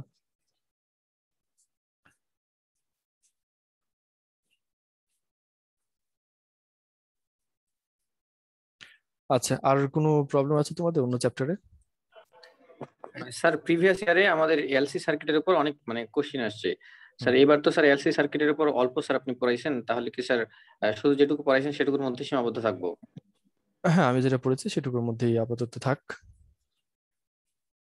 আর তোমরা যদি চাও আমি আরো ডিটেলস পড়িয়ে দেবো আরো লাগবে না যদি স্যার। তোমরা পেজ বাড়াতে চাও, সমস্যা নেই। পরীক্ষায় না আসলে আমাদের তো কোনো দরকার নাই স্যার। না, জানতে হবে, বিষয়টা হলো জানতে হবে। আমার এলসি সার্কিটে তোমাদের যেটুকু মনে করেছি যে এটা এলসি সার্কিটে একটা ফ্রিকোয়েন্সিটা কিভাবে তৈরি হচ্ছে সেটা তোমাদের জানা দরকার, এবং সেটাই তোমাদের পড়িয়েছি। এবং এটা তোমরা পরবর্তীতে কাজে লাগবে যে এলসি সার্কিটকে আমরা ট্যাঙ্ক সার্কিট হিসেবে কিভাবে কাজ করছি, অসিলেশনটা কিভাবে তৈরি হচ্ছে, এটা তোমরা পরবর্তীতে দেখবে যেটা তোমাদের প্রয়োজন হবে, থার্ড ইয়ারে লাগবে, মাস্টার্সেও প্রয়োজন হবে কোনো কোনো ক্ষেত্রে। স্যার আমাদের স্যার ম্যাথমেটিক্যাল প্রবলেম গুলো কি মনোলেশনের বই থেকে প্র্যাকটিস করলে হবে? ম্যাথমেটিক্যাল প্রবলেম এটা তো হ্যাঁ বই থেকে করবে। আর এই যে যে প্রতিপাদনগুলো করছো ওই প্রতিপাদনে মানে কোন প্যারামিটারটা কি বোঝায় এটা যদি বোঝো তাহলে ম্যাথমেটিক্যাল প্রবলেমে আশা করি আটকানোর কথা না। স্যার আপনি আপনার শিটে যে ম্যাথ গুলো দিচ্ছেন সেগুলোর মধ্যে কি থাকবো নাকি অন্য স্যার আর তো হ্যাঁ, ওই রিলেটেড বেশি? গুলো করবে বই থেকে, ওই রিলেটেড যেগুলো আছে সেগুলো চেষ্টা করবে। হুম। স্যার এই ক্ষেত্রে কোন বই ফলো করব? ওই যে রেফারেন্সে প্রত্যেকটা চ্যাপ্টার দেখো শেষে রেফারেন্স দিয়েছি, ওই রেফারেন্সে বইগুলা। যেমন এটাতে তোমাদের এই কোর্সের জন্য বেশি পড়েছে যেটা মোটিভেশনের বই, আর কিছু কিছু ক্ষেত্রে আছে রেসনিক ক্র্যাঙ্কের যে বইটা 5th এডিশনের এটা, আর এই যে হক রফিকুল্লাহ, এই বই মূলত এই কোর্সের জন্য 3টা ফলো করা হয়েছে সব মিলে। স্যার ওগুলাতে স্যার অনেক ম্যাথ মানে আছে, হিউজ পরিমাণে ম্যাথ আছে। হ্যাঁ, মানে টপিকের সাথে মিলছে যেগুলো মানে সব তো আর ওভাবে দরকার নেই, যেটা তোমাদের টপিকের সাথে মিলছে সামঞ্জস্যপূর্ণ ওই একই ফর্মুলা দিয়ে, এই ধরনের ম্যাথগুলা। স্যার আপনি তো বলেছিলেন যে প্রত্যেকটা অধ্যায়ে কেমন কি প্রশ্ন আসবে এ নিয়ে আলাদা একটা ক্লাস নেবে। না এটা তো এই যে এখন যেটা হচ্ছে সেটাই আলোচনা, এছাড়া আর মানে সাজেশন রিলেটেড যদি বলো, সাজেশন দেওয়ার কোনো নিয়ম নাই আর কি ওভাবে, সাজেশন কিছু না, এটা যা পড়েছি এগুলোই। এবং এর মধ্যে খুব বেশি তোমাদের পড়ায়নি, মানে একদম প্রিসাইজলি যেটুকু তোমাদের সিলেবাসে আছে এটুকুই পড়িয়েছি, কারণ স্যার পুরো আমাদের এই সিলেবাসটা কভার করতে হবে। স্যার আমাদের এই কোর্সে মানে হুম। কয়টা কোশ্চেন হতে পারে? এই কোর্সে বলে কথা না, সব কোর্সে তোমাদের 8টা করে কোশ্চেন হবে, মানে তার 7 মধ্যে না 7 যে কোনো 5টা, মানে 8 সেট কোশ্চেন, তার মধ্যে 5 সেট লিখতে হবে। হুম। স্যার আপনি যেই ইয়েটা পড়িয়েছেন কোর্সটা, ওইখান থেকে কতগুলো আসবে আর নকিব স্যারের ওইখান থেকে কতগুলো আসবে, এটা কি বলে দেওয়া যাবে? আচ্ছা, এটা তো আমি তো তোমাদের কয়টা চ্যাপ্টার পড়ালাম? 4টা, আর ল্যাব ম্যামে দিয়ে একটা 5টা। আমি তোমাদের পড়িয়েছি হলো, মানে অল্টারনেটিভ কারেন্ট তো তোমাদের আমি পড়াইনি, ম্যাটামেটা পড়িয়ে গেছেন তাই না? ইলেকট্রোম্যাগনেটিক ইন্ডাকশন পড়িয়েছি, ম্যাগনেটিক ফিল্ড অ্যান্ড ইন্টারাকশন এটা তো শুরু করে আর করিনি, পরে মানে শুরু করতে যে আর করিনি, তাহলে এটা আমাদের না। এরপরে থার্মোইলেকট্রিসিটি, এটা তাহলে সব মিলে হচ্ছে 4টা। 4টার মধ্যে আসলে ম্যাম তো একটা, আমি মূলত 3টা চ্যাপ্টার তোমাদের পড়িয়েছি, এই 3টা দেখতে পাচ্ছ এই তোমাদের স্ক্রিন। 4টা এই 4টা 3টা থেকে কয় কোর্স? 3টা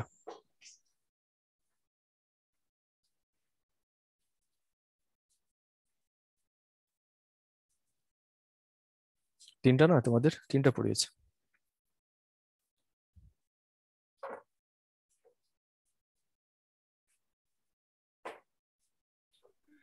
স্যার জি স্যার, ম্যামের অংশ, ঠিকই বলেছেন। স্যার ম্যামের অংশটুকু থেকে কি স্যার ম্যাম কোশ্চেন করবে? না কোশ্চেন ম্যাম, এটা এটা আসলে এটা ডিসক্লোজ করা যাবে না, বুঝছো? মানে কোশ্চেন কে করবে এটা ছাত্রদের জানানো যায় না। তোমাদের ইলেকট্রোস্ট্যাটিক থেকে সাধারণত 2 সেট কোশ্চেন হয়, ইলেকট্রিক কারেন্ট থেকে সাধারণত 1 সেট, ইলেকট্রোম্যাগনেটিক ইন্ডাকশন থেকে 2 সেট হওয়ার কথা সাধারণভাবে, ম্যাগনেটিক ফিল্ড অ্যান্ড ইন্টারশন থেকে 1 সেট, থার্মো ইলেকট্রিসিটি থেকে 1 সেট, অল্টারনেটিং কারেন্ট থেকে 1 সেট। তার মানে আমি তোমাদের যে 3টা চ্যাপ্টার পড়িয়েছি, থার্মো ইলেকট্রিসিটি, অল্টারনেটিং কারেন্ট এবং ইলেকট্রোম্যাগনেটিক ইন্ডাকশন, আমি কি, হ্যাঁ, তো এই আর কি 4 সেট কোশ্চেন তাহলে সেক্ষেত্রে হওয়ার কথা আমার অংশ থেকে। আর ইলেকট্রিক কারেন্ট থেকে তো যে যেটা বললাম 1 সেট। কোশ্চেন কি খুব হার্ড হবে? হুম, বুঝিনি। ইন্ডাকশন থেকে কি 2 সেট বললেন? ইলেকট্রোম্যাগনেটিক ইন্ডাকশন থেকে 2 সেট সাধারণভাবে আর কি, মানে স্যার আপনি এগুলো কয় সেট হয়ে থাকে। কোনটা বললেন স্যার, ওটা বুঝতে যায়নি নেটওয়ার্কের জন্য। স্যার আবার একটু রিপিট করলে কেউ কি ভালো হয়। বোঝেনি? ইলেকট্রোস্ট্যাটিক থেকে সাধারণত 2 সেট, এটা বড় চ্যাপ্টার, এটা তো 2 সেট হওয়ার কথা। ইলেকট্রিক কারেন্ট থেকে 1 সেট, ইলেকট্রোম্যাগনেটিক ইন্ডাকশন থেকে 2 সেট, ম্যাগনেটিক ফিল্ড অ্যান্ড ইন্টারশন এটা থেকে 1 সেট, থার্মো ইলেকট্রিসিটি থেকে 1 সেট, অল্টারনেটিং কারেন্ট থেকে 1 সেট। এই হচ্ছে সাধারণ স্ট্যাটিস্টিক্স আর কি, এভাবে মূলত সাধারণত হয় আগের ইয়ার গুলো। বুঝা গেছে?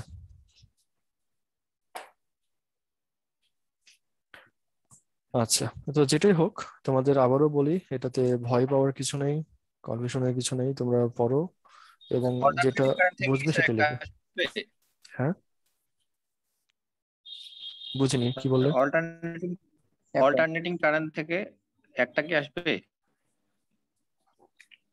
আমি পার্সোনালি কোনো চ্যাপ্টার বাদ দেবো না, এবং এটা সাধারণত হয় না, সব চ্যাপ্টার থেকেই মিনিমাম 1 সেট হলেও কোশ্চেন হবে আর কি। হ্যাঁ, চ্যাপ্টার অল্টারনেটিভ কারেন্ট তো আছে, এটা তো বাদ দেওয়ার কোনো স্কোপ নেই, অবশ্যই 1 সেট হবে, এখান থেকে 1 সেট হলেও অবশ্যই হবে। স্যার 2 সেট কোশ্চেন কোন কোন চ্যাপ্টার থেকে হতে পারে এটা একটু যদি বলতেন। 2টা চ্যাপ্টার, ইলেকট্রোস্ট্যাটিক আর ইলেকট্রোম্যাগনেটিক ইন্ডাকশন, এই 2টা চ্যাপ্টারই তো সব থেকে বড়। আচ্ছা, তো ঠিক আছে, আর যদি কোনো কোশ্চেন না থাকে আমরা তাহলে শেষ করি। স্যার কোশ্চেন কি খুব হার্ড হবে? কোশ্চেন হার্ড যাই হোক, তোমরা এমন প্রিপারেশন রাখো সবই পারবে। না হার্ড আমি তো ভয় করবো, যা পড়েছি এর স্যারের মধ্যে কাছে তো রাখবো। কোনোটাই হার্ড না, আমাদের কাছে হার্ড।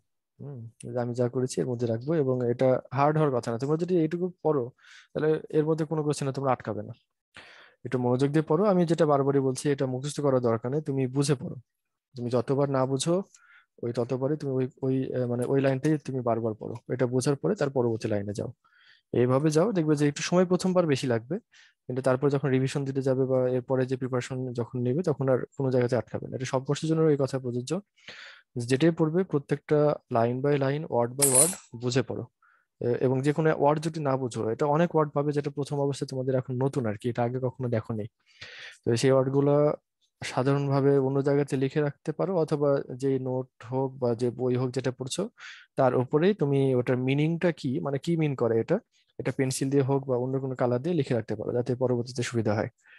এবং এটা করলে দেখবে যে প্রথমবার একটু খাটনি বেশি হবে, তবে এটা যে পরিমাণ অ্যাডভান্টেজ তোমাকে পরীক্ষার আগে দিবে সেটা মানে খুব বেশি আর কি। এবং নিজে যেটা বুঝছো সেটাই পরীক্ষায় লিখবে। আর পরীক্ষাতে কোনো দেখা দেখি করবে না কারো, কারণ খুবই হার্ড গার্ড দেওয়া হয়। সেক্ষেত্রে আমাদের পরীক্ষায় দেখা দেখি করতে গেলে অথবা কোনো ধরনের অসৎ উপায় অবলম্বন করতে গেলে পরে এটাতে মনে করো মানে একদম এই ফার্স্ট ইয়ার তোমার লস পর্যন্ত হয়ে যেতে পারে আর কি। সেক্ষেত্রে হ্যাঁ, এটা খুবই খুবই কঠিন। এক্ষেত্রে মানে কোনো ধরনের ইলিগাল কিছু করা যাবে না, কোনো ধরনের কোনো নোটপত্র বা এই ধরনের কিছু কোনোভাবে না। হুম। আর সবসময় মনে করবে যে তুমি যেটা লিখছো সেটাই ঠিক, তোমার ফ্রেন্ড যেটা লিখছে এটা ভুল লিখছে। এটা মনে করবে, তাহলে দেখবে আর পরীক্ষায় কারো দেখতে ইচ্ছা করবে না, নিজে যেটা পারবে সেটাই লিখবে। নাম্বার কি পাওয়া যাবে তাহলে? নাম্বার পাওয়া যাবে না মানে কি? তুমি কি তাহলে এই পর্যন্ত না দেখে মানে দেখে লিখছো? তাহলে এটা সম্পূর্ণ ভুল ধারণা। তুমি যেটা পাবে তুমি সেটা নিজের যোগ্যতায় পাবে। তুমি বলতে পারবে যে হ্যাঁ এটা আমি এই নাম্বার পেয়েছি, সেটা নিজের যোগ্যতায় পেয়েছি, আমি ফ্রেন্ডের থেকে ধার করে নিইনি, তাই না? যেটুকু মার্ক পাবে সেটা সম্পূর্ণ নিজের যোগ্যতা। তোমার ফ্রেন্ড যদি তোমার সামনে খাতা খুলে রেখে দেয়, তাও তুমি বলবে যে না আমি নিজে যেটা পারবো সেটাই লিখবো, এবং সেটাই করবে। এবং সবসময় চাইবে যে সামনের বেঞ্চের দিকে বসার। এটাতে তোমাদের মানে ভালো হবে আর কি, কনসেন্ট্রেশনটা থাকবে ভালো, স্যার, পিছনে থাকলে কথা বলতে মন ইংলিশ চাইবে। ইংলিশ লেখার সময় গ্রামাটিক্যাল ভুল হলে কি সেই ক্ষেত্রে মার্ক কাটে নাকি? গ্রামাটিক্যাল ইরোর আমরা সেভাবে এখানে মানে দেখি না আর কি।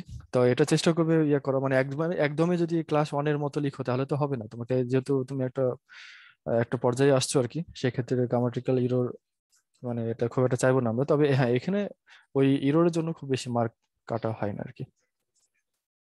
তোমাদের এখানে দেখা হয় মেইনলি তুমি ফিজিক্সটা ঠিক মতো বুঝেছো কিনা, ফিজিক্সটা ঠিক মতো প্রকাশ করতে পারছো কিনা। তো যাই হোক, এই হলো আমাদের আজকের ক্লাস আর কি। এরপরে তোমাদের অফিসিয়ালি তো আর এভাবে ক্লাস হবে না। তোমরা এরপরে যে কোনো প্রবলেম হলে পরে আমাকে জানাবে কোনো জায়গায় বুঝতে, আমি চেষ্টা করবো এটা সলভ করে দেওয়ার। তো আর কোনো কোশ্চেন না থাকলে তাহলে আমরা শেষ করি, ঠিক আছে? স্যার প্রিভিয়াস ইয়ারের কোশ্চেন গুলো কি দেখবো? হ্যাঁ অবশ্যই দেখবে, প্রিভিয়াস ইয়ারের কোশ্চেন দেখবে, তবে রিপিটেশন ওভাবে আমাদের এখানে হয় না। 10% রিপিটেশন পর্যন্ত অ্যাকসেপ্টেবল আর কি, মানে একদম ইমিডিয়েট আগের বছরের 10% কোশ্চেন রিপিট হতে পারে। হুম। আর এছাড়া তারপরে মোটামুটি আগের মোটামুটি 7 বছর 8 বছরের কোশ্চেন যদি দেখো তাহলে মনে হয় এর মধ্যেই হয়ে যাবে আর কি, আশা করি। এবং আসলে ওভাবে কোশ্চেন দেখে করতে গেলে, এটা বাছাই করতে গেলে অনেক সময় সাপেক্ষ, অনেক সময় এখানে অপচয় করবে। তার থেকে আমার মনে হয় একজন যদি তোমাকে যা কিছু পড়ানো হলো এগুলো যদি পড়ো, এটাই আগে হয়ে যাবে। এবং তারপরে তুমি কোশ্চেনটা দেখবে যে এখানে এই কোশ্চেনের অ্যান্সারটা এটা হবে, ওই কোশ্চেনের অ্যান্সারটা এটা হবে। এটা যদি আগে বাছাই করে না, তাহলে তুমি পরীক্ষার হলে কোন কোশ্চেনের অ্যান্সারে কি লিখবে এটা তোমার মানে জানা জানা থাকবে আর কি। তাছাড়া তুমি অ্যান্সার জানো কিন্তু এটা কোন কোশ্চেনের অ্যান্সার এটা জানো, এটা কিন্তু খুবই দুঃখজনক ব্যাপার হবে। ঠিক আছে? অনেক সময় এটাই হয়। স্যার এটাই বেশি প্রবলেম হয় আমার। এই টাইপের প্রবলেম এমনিতে তুমি যদি বুঝে পড়ো তাহলে হবে না। যদি সম্পূর্ণটা বুঝে পড়ো তাহলে কোন কোশ্চেনের অ্যান্সার কোনটা এটা বুঝতে কোনো প্রবলেম হবে না। কোশ্চেন যত ঘুরিয়ে পেঁচে দেওয়া হোক, অন্যভাবে লেখা হোক, তুমি বুঝতে পারবে। আর যেটা মুখস্থ করো যে একদম যে এই লাইন বাই লাইন এটার মানে হচ্ছে এটার কোশ্চেনের অ্যান্সার হচ্ছে এটা, তাহলে তোমার যে কোনো কোশ্চেন দিলে কনফিউজ হয়ে যাবে। ওই কারণে একদম পুরোপুরি মানে এ টু জেড ঝাড়া মুখস্থ যেটা বলে সেটা করা যাবে না, বুঝে পড়তে হবে।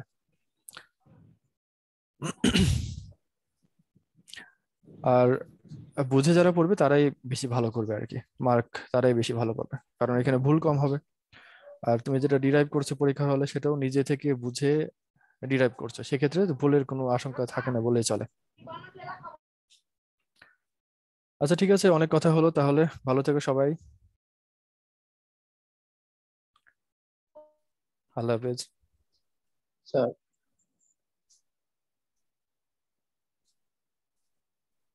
হ্যাঁ, এই চ্যাপ্টারের পিডিএফ তোমাদের যেটা দিয়েছিলাম সেটা ফাইনাল ছিল না, আজকে তো অনেক কিছু এডিট করলাম, এটা সহ আর একটা পিডিএফ এবং আজকের যে মানে এখনকার যে ভিডিওটা এটা সহ আপলোড করে দেবো, তোমরা সিআর এর কাছ থেকে পেয়ে যাবে।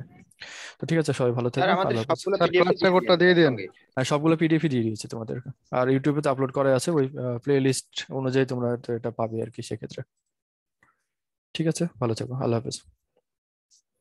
আসসালামু আলাইকুম স্যার। ওয়ালাইকুম সালাম। আসসালামু আলাইকুম স্যার। ওয়ালাইকুম সালাম।